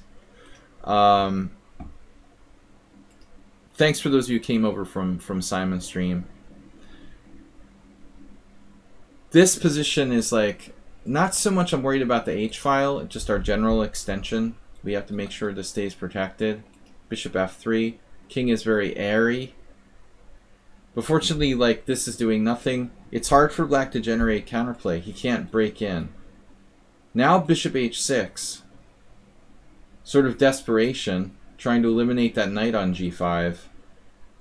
White now, like, I mean, what's up with c4? Why not c4? He has to retreat. But you have really nasty threats, don't you? Like bishop here, going in there.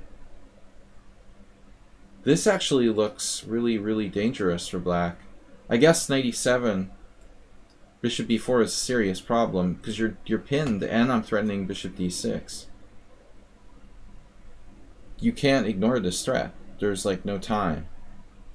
I'm winning the queen. Let's see what the engine says. It's very strong for white.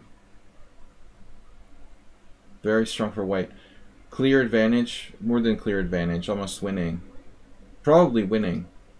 But white hesitated and played rook b1. That's maybe a very important moment. Now black took, and moved the king away. Now you did c4. Now he moved away, but there's no bishop e4 here. This is a big problem. No longer do we have a threat of bishop d6. So suddenly there's a problem. We have no direct threat. There is this move. I think this wins, but it's not that easy to find. It looks like black can defend with like knight c8. You know, this is pretty complicated. I don't know what's going on here. I mean, like c5. Whoa. That's kind of scary. Because the point is, you got this collision on there. On b7. Anyway, he can't take there. He drops a queen. What is black supposed to play here? Okay, pawn takes a queen takes, queen takes. Anyway, hasta la vista. It's all over. So actually, Yabatis, it looks like bishop a5 is really strong. It's maybe just like winning on the spot. You missed this. And he doesn't have any move after that. What's he gonna do? I guess he has to play like king a8. I don't see another idea. This is horrible for black. He's just toast. And there's no checks. So you missed it. You played this, attacking the rook. And then black plays that, pinning you laterally. When you still might have this move. You played this, and this is a little bit like slower. Most importantly, it allows black to close the position with b5. a4 here, ab5, and I think white's winning despite missing bishop a5. Black. I don't see it. Check, check, check, check, check. King g3. There's a check here, and that's the game. But black's caved in. If black had one more move, actually, even if black had one more move, you still have bishop h4. That's not a mate. There's no mate. Like, even if you give black a move, like rook here, give him a free move, whatever. I don't know. Make a random move. Rook a1, queen check, bishop h4. It's still not a win for black. Rook h2 check, king h2, queen h4 check, queen h3, and black resigns. Yep. Good game, man. I mean, this was inspired, but I think there were some improvements you could make. You're obviously have a general understanding of what you're doing, but there's some calculation mistakes. Bishop a5 was really, really amazing. All right, good game. We're going to move on. We've got less than an hour left. I've got a game here from Ripun. Is this our last one? Is there anyone else I missed? Sumaher. We did Sumaher. Who have I missed from the subscribers who submitted a game for today? We had a little bit of a late start due to technical problems, so I'm still confused. Anyway, this is Ripun against me. He always likes to submit games he played against me. Anyway, this is an interesting opening. Let's take a look. Interesting, sometimes boring, but for me it's interesting because I only recently started playing this for black. e4, e5, knight f3, knight c6. And then I'd like to see the Spanish more, but my opponent played bishop c4, which is very trendy now. Very, very trendy now for white because people are afraid of the marshal and they're afraid of obviously the Berlin defense. And honestly, like knight f6, knight g5 is very, very, very tactical and crazily complicated. If you play that for black, you have to know exactly what you're doing. I like this better. Most players prefer bishop c5. Oh, I missed your game. Okay, Asterbait. I knew that we missed something. We will not forget you. c3, knight f6. This is my own game played against Ripun. d4, ed4, and now, okay, there's two, well, actually, there's like 3 variations here. I don't know too much about castles. I mean, that's very rarely played, but you know, cd4 is like the Muller attack. cd4, bishop e4 check. I think this Roman Gingiashvili recommendation sucks for white. Like, bishop d2 is nothing. That should be just forget about it. This hopeless. You know, white's like playing for a draw. I never understood why anyone would recommend that line. White can try knight c3.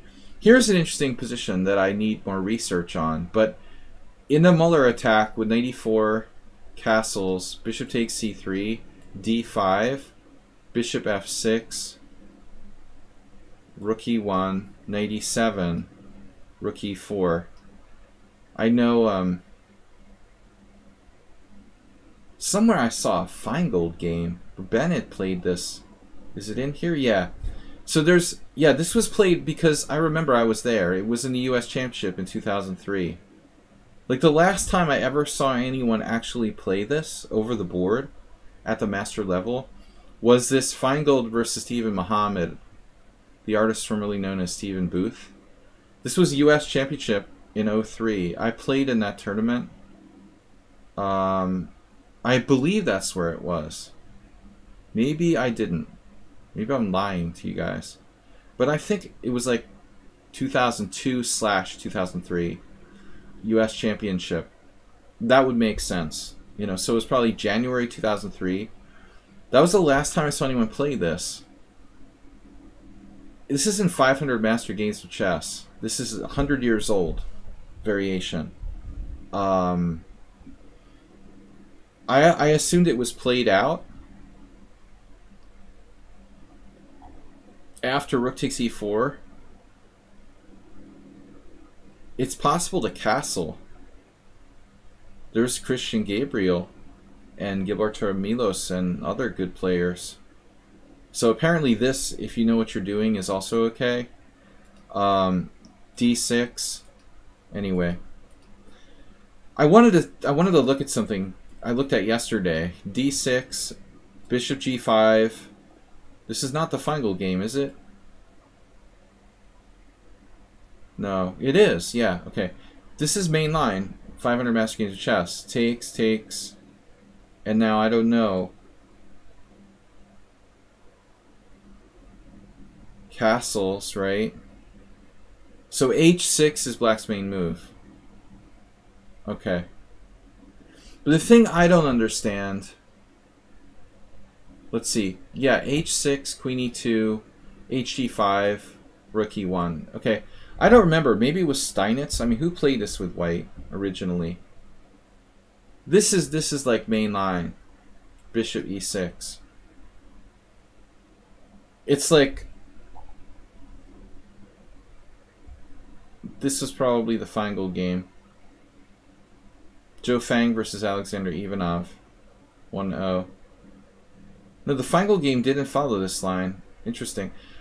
This is well known. You know, what's the evaluation? Black's better. This isn't 500 Master Games of Chess. Takes, and then F6. And Black just blockades. The ultimate, like, blockade. But, you know, the position I wanted to ask about was this. Speaking of Zhou Fang. Zhou Fang had another game. Zhou Fang, otherwise known as Weedmaster. He had another game with castles against Gildardo Garcia. And I thought that this was a draw. Like, there's correspondence games here. I thought this is a forced draw. Knight H7. Does anybody know this line? Knight H7, King H7, Queen H5 check, King G8, Rook H4. And I found like a really recent game here. Somebody went F5.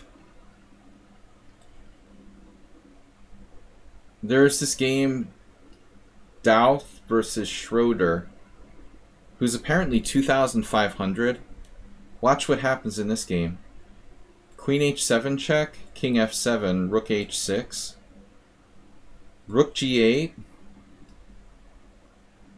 Is the game in here? No. So check it out. After Rook G8, it's like equal according to the engine. But white has to be precise. Rook E1. This is how deeply this stuff is analyzed. That's why no one plays this anymore. But watch what happened to this 2500. He plays Rook E8. And it's just over. Like, one move, move 19, where you didn't know what you're doing, or move 18 where you didn't know what you're doing, and black's lost. Bishop E2. This is so sick, you know, and then it's Bishop H5 check. Black's just toasted. And this is a game from 2017. Yeah, you blockade your opponent's pawn. But anyway, I'm just thinking like the whole variation is a forced draw. But even there's ways to go wrong. It's amazing. Anyway, this is a long diversion from the actual game. My opponent played e5, so this is like the current way of playing. Don't talk about Ricky Schroeder. This is the current way of playing. Oh, I realized the funny thing today that no one else knows. Itzy, want to become famous? I don't want to become famous. I changed my mind. I definitely don't want to become famous. So, Astrobate in real life sounds like Macaulay Culkin. Like they have almost identical voice. When you hear Astrobate, you're just like, oh my god, I'm talking to the real Macaulay Culkin. It's crazy. It just like dawned on me today. He actually sounds like Macaulay Culkin. Just it popped up when you said Ricky Schroeder. Like child stars, you know. No, that was me. That wasn't Mr. Coffee.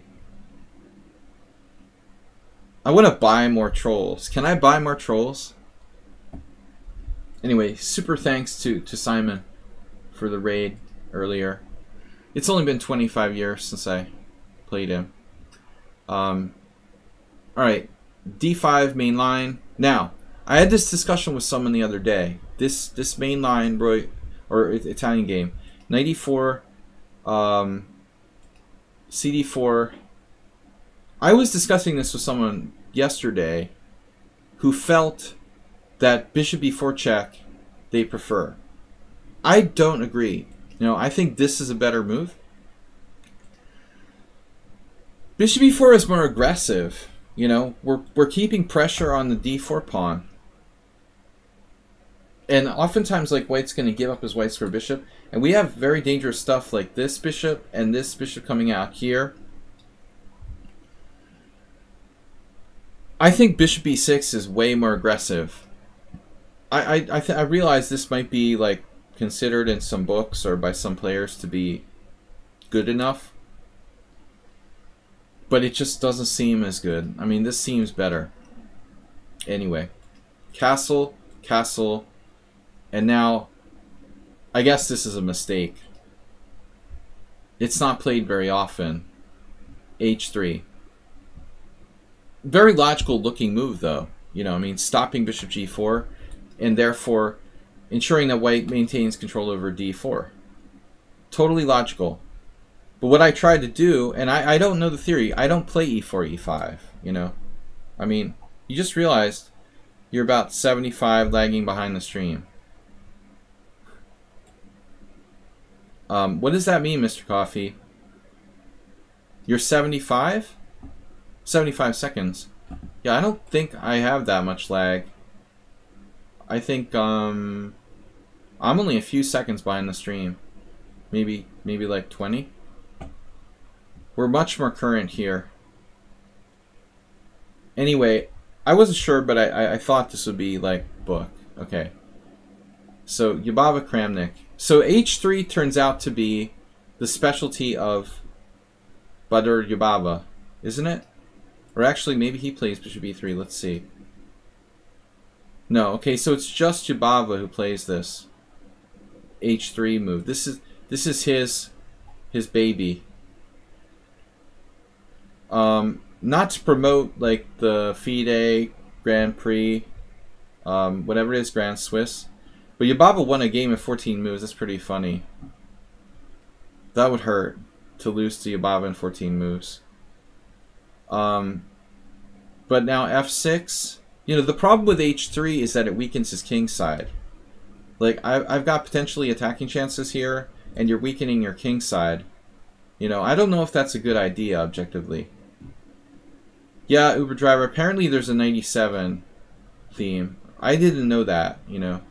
I'm not that well versed in this. I was just playing this for the first time in my life. And not sure how to play it. White now plays knight c3. Yeah, and some lines there's a 97. Like, I guess I took here. I mean, this is far too tactical for me. I mean, I don't know. Without theoretical knowledge, I'm kind of like overwhelmed here in a blitz game. That's apparently White's best move. There's also this. No, he can't play knight d2, right? He has to keep this protected. I mean, presumably, I don't know, but I was expecting him to take on c6, honestly. So that's what Yababa did every single time. Okay, so this is the Yababa. Bishop takes c6, b takes c6, bishop e3. And the engine says that black is better. You know? Leave the bishop on b5 in the wind. Yeah, I mean, that's a good idea. But, I mean, on the other hand, I like that bishop giving its life up for nothing. You know, I like having an unopposed bishop too. This gives White a way to go wrong, theoretically.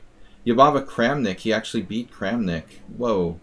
What tournament was that? That's when Yababa was at his peak. He beat Kramnik. Wow. I wouldn't want to play f5, though. That's what Kramnik did. Yeah, I mean, it feels wrong to play f5. Like, closing the position with the two bishops. But Kramnik probably intends to play f4. What do I know, you know? It just intuitively... I wanted to destroy White's center, not, like, leave it there. So... But he does not play the Yababa variation. So now I took here, and apparently this is a mistake. I'm just reinforcing his center. But I was out of my depth, theoretically. I've never played this in my life. My literal first game in this variation. So knight takes c3 is like question mark, reinforcing White's center. So I have to play, it's very complex, like takes on e5, takes on c6, bc6, knight e5. I mean, I guess we could transpose, but this actually looks kind of good for black. I mean, I don't get it. You know, I mean, these bishops look like you're getting, like, ginsued. I don't see how this is good for White, but maybe it holds. So you got a queen check and some sort of tactics on the diagonal. It's very complicated. Bishop f1. There's a Borisek game. This is ancient, though. He's a Slovenian grandmaster, but this was back in 2003 when he was still in IM. Yeah, I don't know what's going on here. The hit's open, 2003. So anyway, I took here... sorry. I took here, mistake, takes, and now take, and now he takes. So now I take and he takes, and we have a clear position where White has like a bind. But I still thought I was okay here. I don't remember this game. I played queen d6.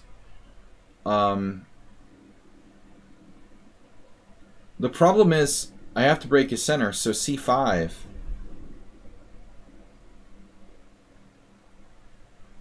This is the logical move for black. What else are you going to do? What else are you going to do? You know, c5, bishop a3, sack the exchange. I would at least think about it. It just doesn't look like black has enough. So it's a bit of a problem. Like, I don't know how we go forward from here. So that's why I didn't do it. That's why I did this, I guess.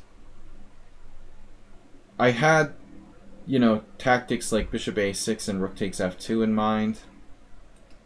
But he just reinforces. The problem with this is that it gives up his white squares. You know, I'm not sure White should play f4, objectively. Low latency was off.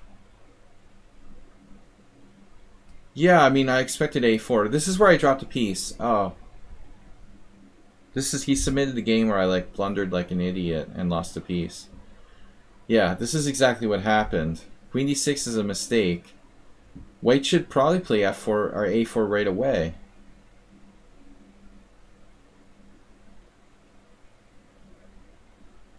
a4 right away. And I'm in trouble, it looks like. Yeah, I mean, I guess queen d6 is just a blunder. But I'm not sure that black has a good move here. You know. Black's in trouble. I misplayed this theoretically. White played perfectly. Queen d6, and then f4 is a mistake. a4 right away. threatening both bishop a3 and a5. And the funny part was, this is a blitz game, but I blundered. I played bishop f5, now he plays a4, and I thought he was just threatening bishop a3. That was my whole problem. I mean, I see bishop a3, but I didn't realize he's threatening to win a piece with a5. So, Ripuna, of course, trolls me by submitting a game where I dropped a piece. Rook f8, and then I lose a piece with a5. I mean, I really don't want to show the rest.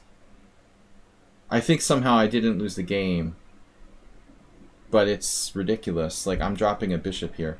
So I saw the minor threat and missed the major threat, which was a5. Losing the exchange wouldn't be that bad, you know. If I play this, I don't know, bishop a3, queen h6, bishop f8. Okay, I'm down the exchange, but I'm still in the game. You know, I can put my bishop on e4, maybe play c5. I mean, there's reasonable practical chances for black to save the game. But this is kind of ironic. You know, I just like dropped the whole piece. Not being familiar with this position. I saved the exchange, but lost the piece instead. So that was embarrassing. Here, here, here, here. I'm just down a piece. Bishop e4, and now g6, and it's just a very funny game. I'm down 4 seconds to 4 minutes, and I'm down a piece. But white got kind of nervous, and then left himself open here. I mean, white should play rook f2, right? I guess. Knight f3, here, here, and he blundered. And now he's actually... I mean, he's still got enough material for the queen, but the position is rather messy now, because the white king is kind of open. And I blundered again. I mean, probably, like, dropping this pawn on c5 is significant. But I had only seconds. I had my increments. So now I think I might even be in trouble here. Check, here, here, king f2. I mean, rook, bishop, and knight is enough for the queen, more than enough. I mean, what's going on? He's actually clearly better. But he plays too fast. And I would have been happy with a draw at this point. And he has perpetual on the board. But now takes this pawn, and there's some problems. Your rook is awkwardly placed, and your bishop's unprotected. And he just dropped his rook. And that's game. Anyways, alright, an entertaining game at best. Last game, Asterbait. Thanks everybody for watching. Big thanks to Simon Williams for rating and hosting the stream. Check him out. I'm glad to see he's playing on lichess and streaming on lichess more than once lately. I've seen Simon on. We've got Asterbait playing black against Loso. VIP Asterbait. Everybody, come back tomorrow, please. We'll be playing some blitz here if the stream cooperates. Open blitz challenges on Friday. At thanks, Mr. Coffee. Open blitz challenges on Friday with 10 a.m. No, sorry, 11 a.m. Formerly known as 10 a.m. 11 a.m. Blitz challenges CET, not to be confused with Central European summertime. We got to correct that, Mr. Coffee. The Mubot is still doing CEST. Can you fix that? Mubot is on Central European. Do we need to fix that, actually? We don't need to fix that. You made it sort of like it works both ways. Alright. Anyway, it's CET. Asterbait playing against your own opening. F4. Asterbait had another game he showed me where he played knight c6. But that was a different position, actually. Asterbait played this. There's no reason to give your opponent the option of playing bishop e5 there. In this move order, you need to play bishop g7 first. We talked about that today. But here in the Grand Prix attack, I don't really have a problem with knight c6. On bishop b5, this is probably not a bad move, you know. No real issues there. But still, I would stick to bishop g7. I don't see an advantage in knight c6. Here, here, here, here.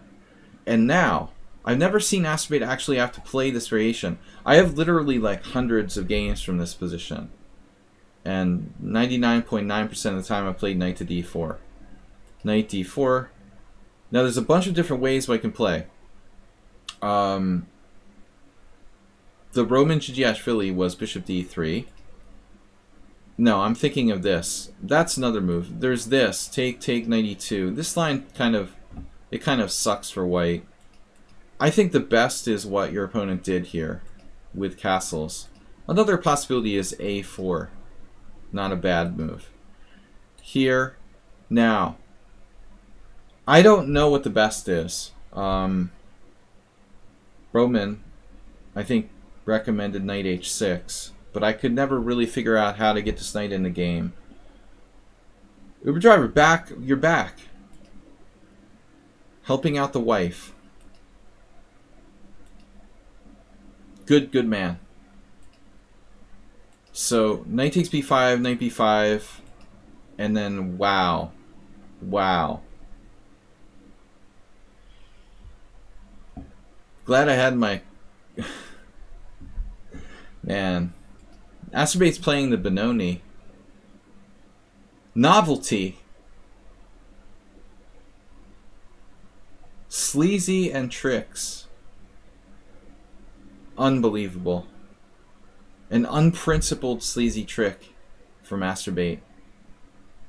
I have played like literally 100 games on the site that you can probably see live from this position. And I've played a host of different moves. But mostly a6. Sometimes I play d5. That was Roman's original recommendation. I think he supported this position for both sides. But the problem here was ed5, a6, knight c3, knight f6, d4. But I found something interesting not too long ago. This position is kind of complicated, like knight d5, d takes c5. There's some weird losses. Black's lost some weird games here. Astrobate, Harry Hopkinson. Harry the h-pawn. But there are some weird games Black has lost in this position. Even though theoretically... In fact, I even lost or drew a very long time ago against Eugene, Roman student. I found another move that's quite interesting. Kudrin played c takes d4. So you see this game here from 1997. This is actually a really simple way to play against this. I think it disarms it completely. And I don't know how white can improve, honestly. So if you want an easy solution, I guess that's the easiest. You just play d5, and if pawn takes pawn, you play a6, knight c3, knight f6, d4, and not knight takes d5, but cd4, and this looks fine. The bigger problem is the British method. It looks like e5, as played by the world famous James Plaskett, who has the strongest bright red scarf in chess. No, I mean e5. This system is a little more stable for white. Working on this is important. d4 is an interesting move. Trying to keep the diagonal clear. There's some interesting games. This is probably best. Donaldson lost a game, but maybe not because of the opening. John, an expert on the black side of the Sicilian and Accelerated Dragon in particular, clearing the diagonal for the white square bishop. White's basic strategy is that he plays d4 at some point, like a6, knight c3, bishop g4, d4. Tries to hold up the control of these squares. I don't know.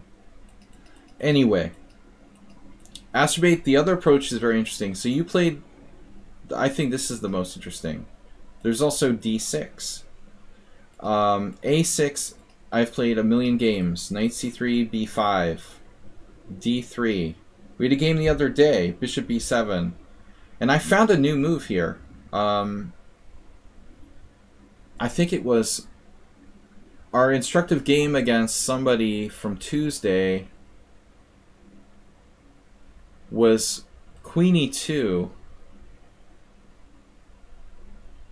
I had a game with queen e2, knight f6, e5, knight d5 when this diagonal collapsed for my opponent. He played this. I thought it was this, right? We had this game against Excel. No, we had this game against somebody on Tuesday. But I think queen e1 is better. And now I found a new move, rook c8. Hyper modern. Is it rook c8 here? Hyper modern chess. I don't know what the best move is. Wow. The engine is calling for f5. That's extreme. Extreme. White square.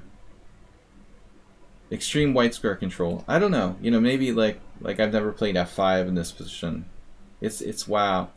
f5 is super extreme. That's taking it to another level. Anyway, I would seriously at some point, if I move more than a couple pawns, I start to get confused. No, I mean, it's normal. I had this one game where I moved all 8 pawns in the beginning of my game. And in English once, and my opponent, who was like a classical player, had no idea what was going on. But I'm a big fan of Korchnoi and Bent Larsen and people who, like, you know, weren't afraid to move a lot of pawns and not develop their pieces traditionally. Yeah, anyway, Astrobate plays a novelty here. So this is very dubious. c4.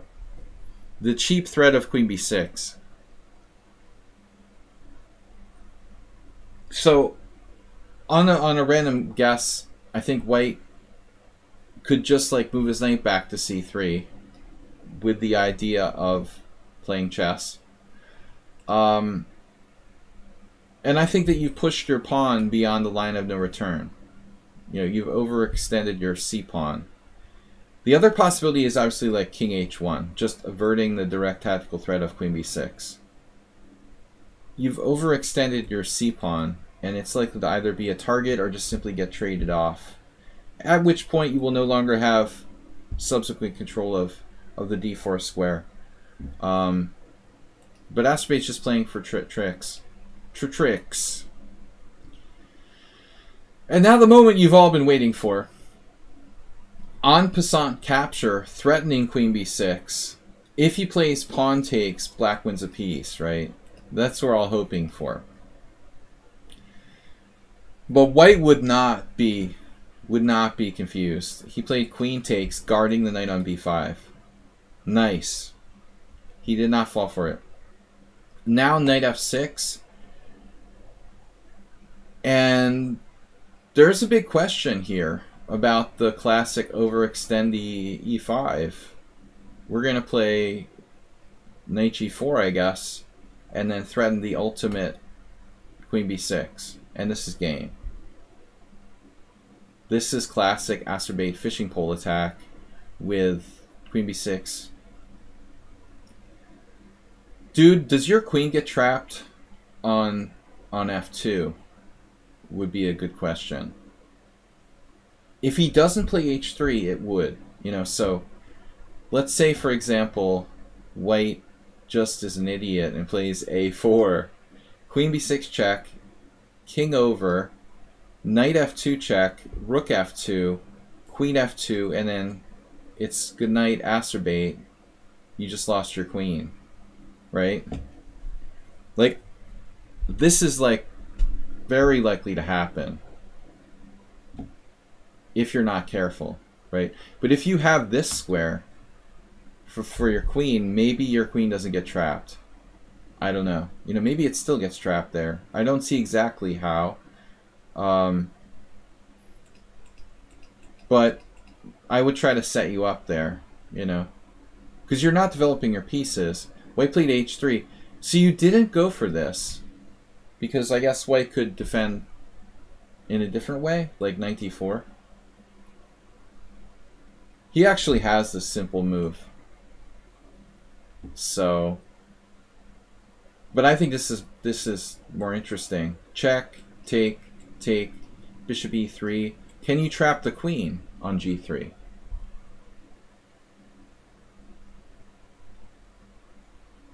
The queen has no squares to go to, and it's not easy to create one either. And you're threatening knight c7. You're threatened with knight c7. So actually, you could just play knight c7 check. This is a lot of crap I'm talking.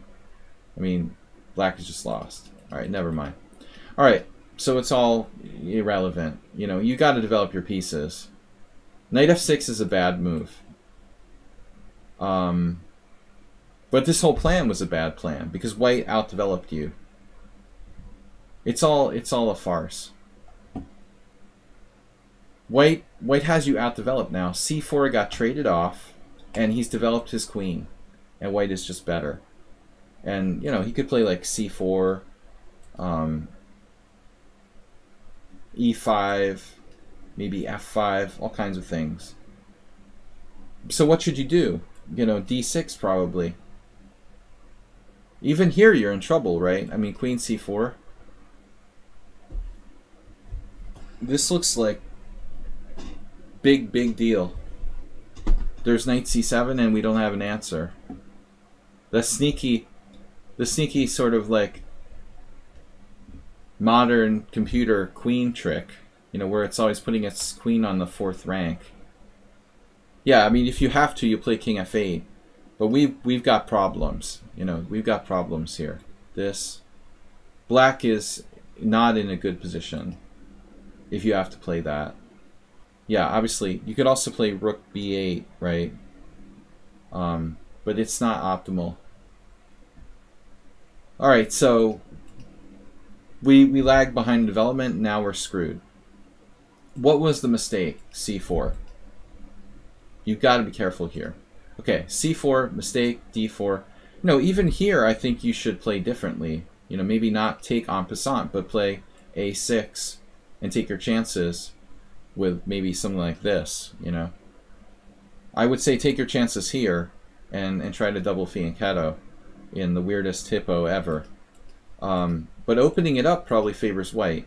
Knight f6, e5, knight g4, h3. And now, if you want to be really weird, you could play h5, but okay. And now what does white do? Maybe g4, little weakening. Here, here, here.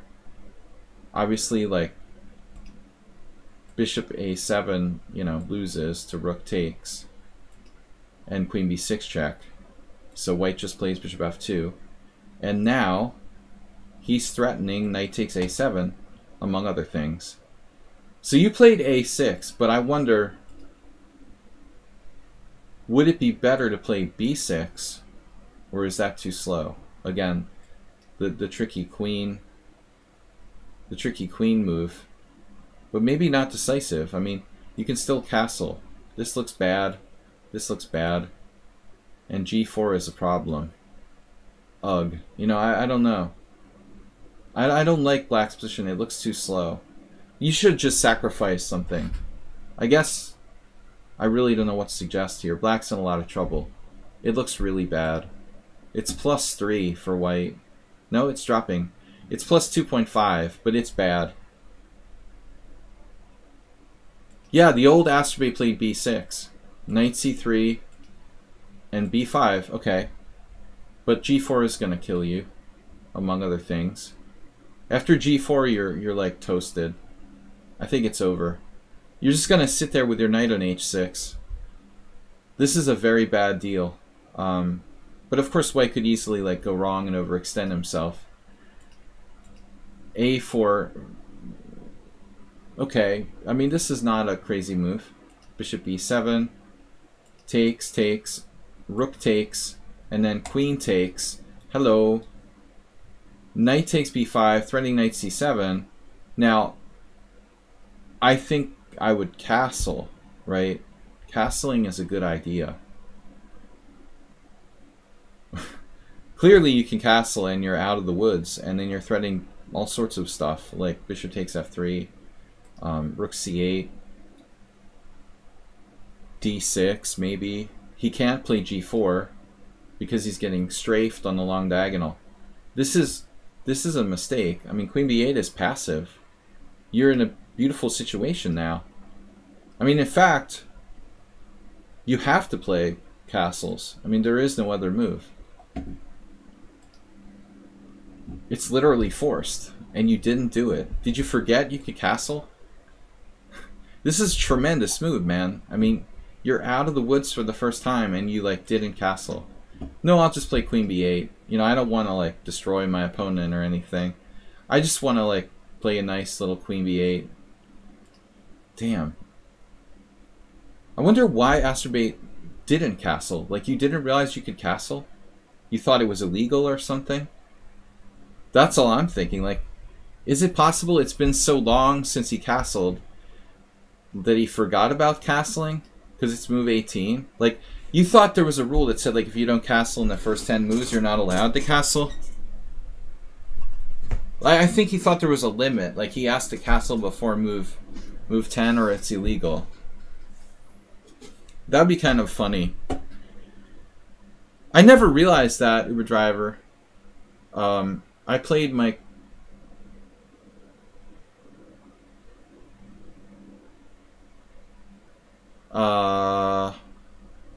I think he castled against me. That's funny. We had one game, and he did castle. It was a 4 pawns attack, King's Indian. Am I thinking right? He castled? I think he might have castled against me. Anyway, it's a beautiful move. You missed it. I mean, white has really nice control of the center. I gotta give him credit for that. You're about to say the 4 pawns King's Indian was a specialty. You know, I don't remember. Probably I beat him, but I don't really remember. I wasn't that strong. I was like, I don't even know if I was at 2200 yet at that time. It was probably 1990. Maximum 1991 when I played that guy. He was a regular at the Boylston Chess Club in my youth. So queen b8, c4, castles. Now you castled. Are you serious? Why didn't you castle when it was really strong? Now g4. And now knight h6. Sad. The knight is so sad. See, if you had castled a move earlier, after knight b5, if you castled here while you're still pressurizing the long diagonal, you could meet g4 with bishop takes f3. That's the whole point. You wouldn't have to pull your knight off of f5. That's the entire freaking purpose of this. Now your knight is trapped. That sucks. And his knight on b5 is protected, so on bishop f3 he just simply takes, and this is guarded.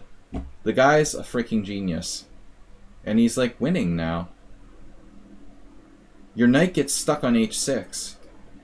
It's a disaster. And then what you have to go king g8 and then go through king h8, king knight g8. I've had to do this, like get your knight back in the game. How sad is that, to have to play king h8 and knight back? Maybe you can play f6 if you're lucky. White is overconfident a little. Man, bishop c5. This guy's 2097. Wow. It's a 2097. And Astrobeat's 1588. And he played d6. I love it. I love this move.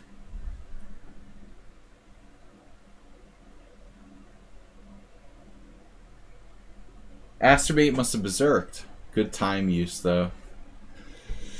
Get out of here. Good time use?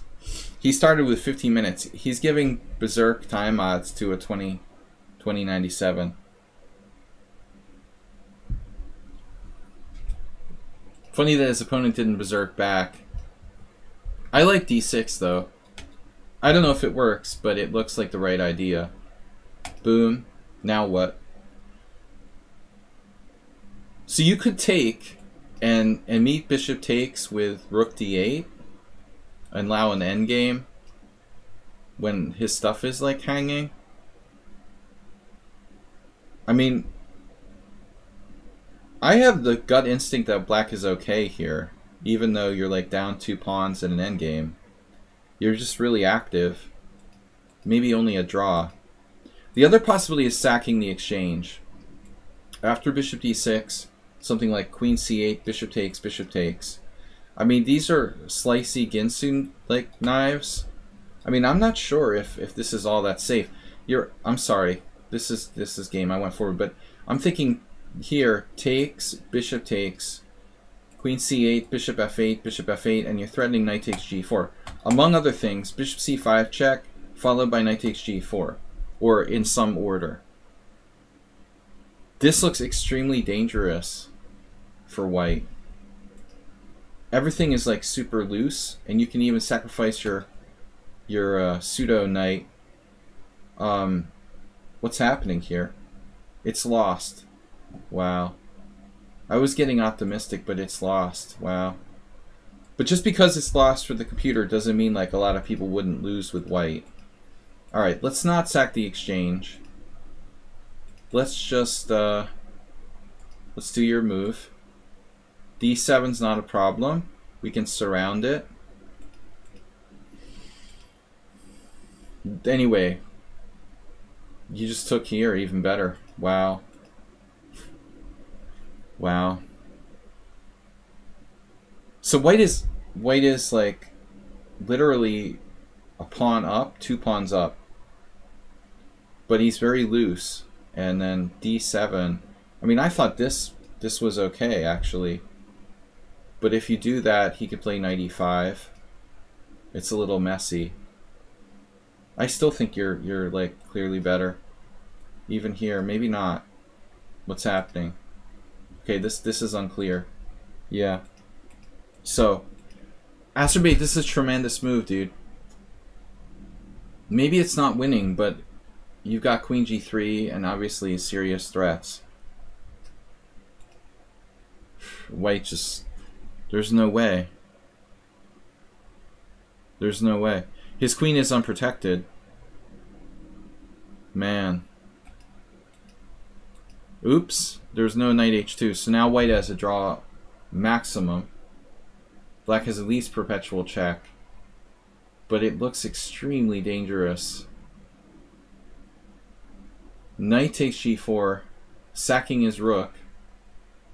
But what is our threat? Bishop e5 or something? Bishop d8? Oh my god. Wait, what?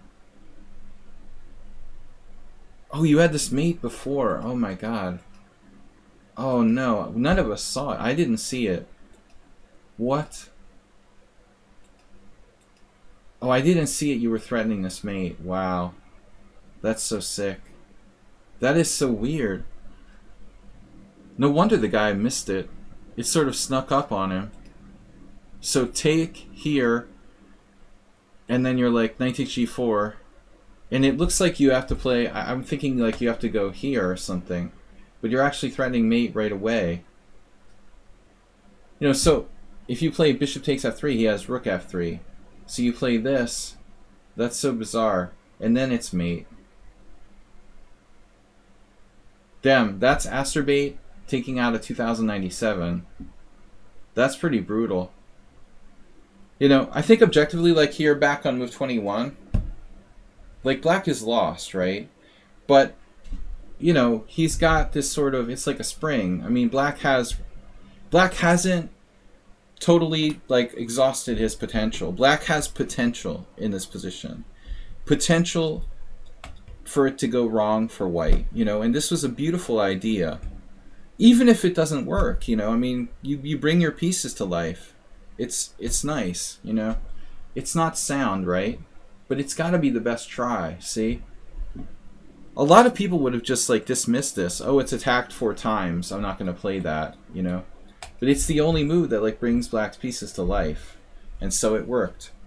Great game, man. All right, dudes and dudettes. Thanks for the raid from Simon today. That was cool. We've got stream tomorrow, 11 a.m. CET, and Sunday simul. Saturday's off.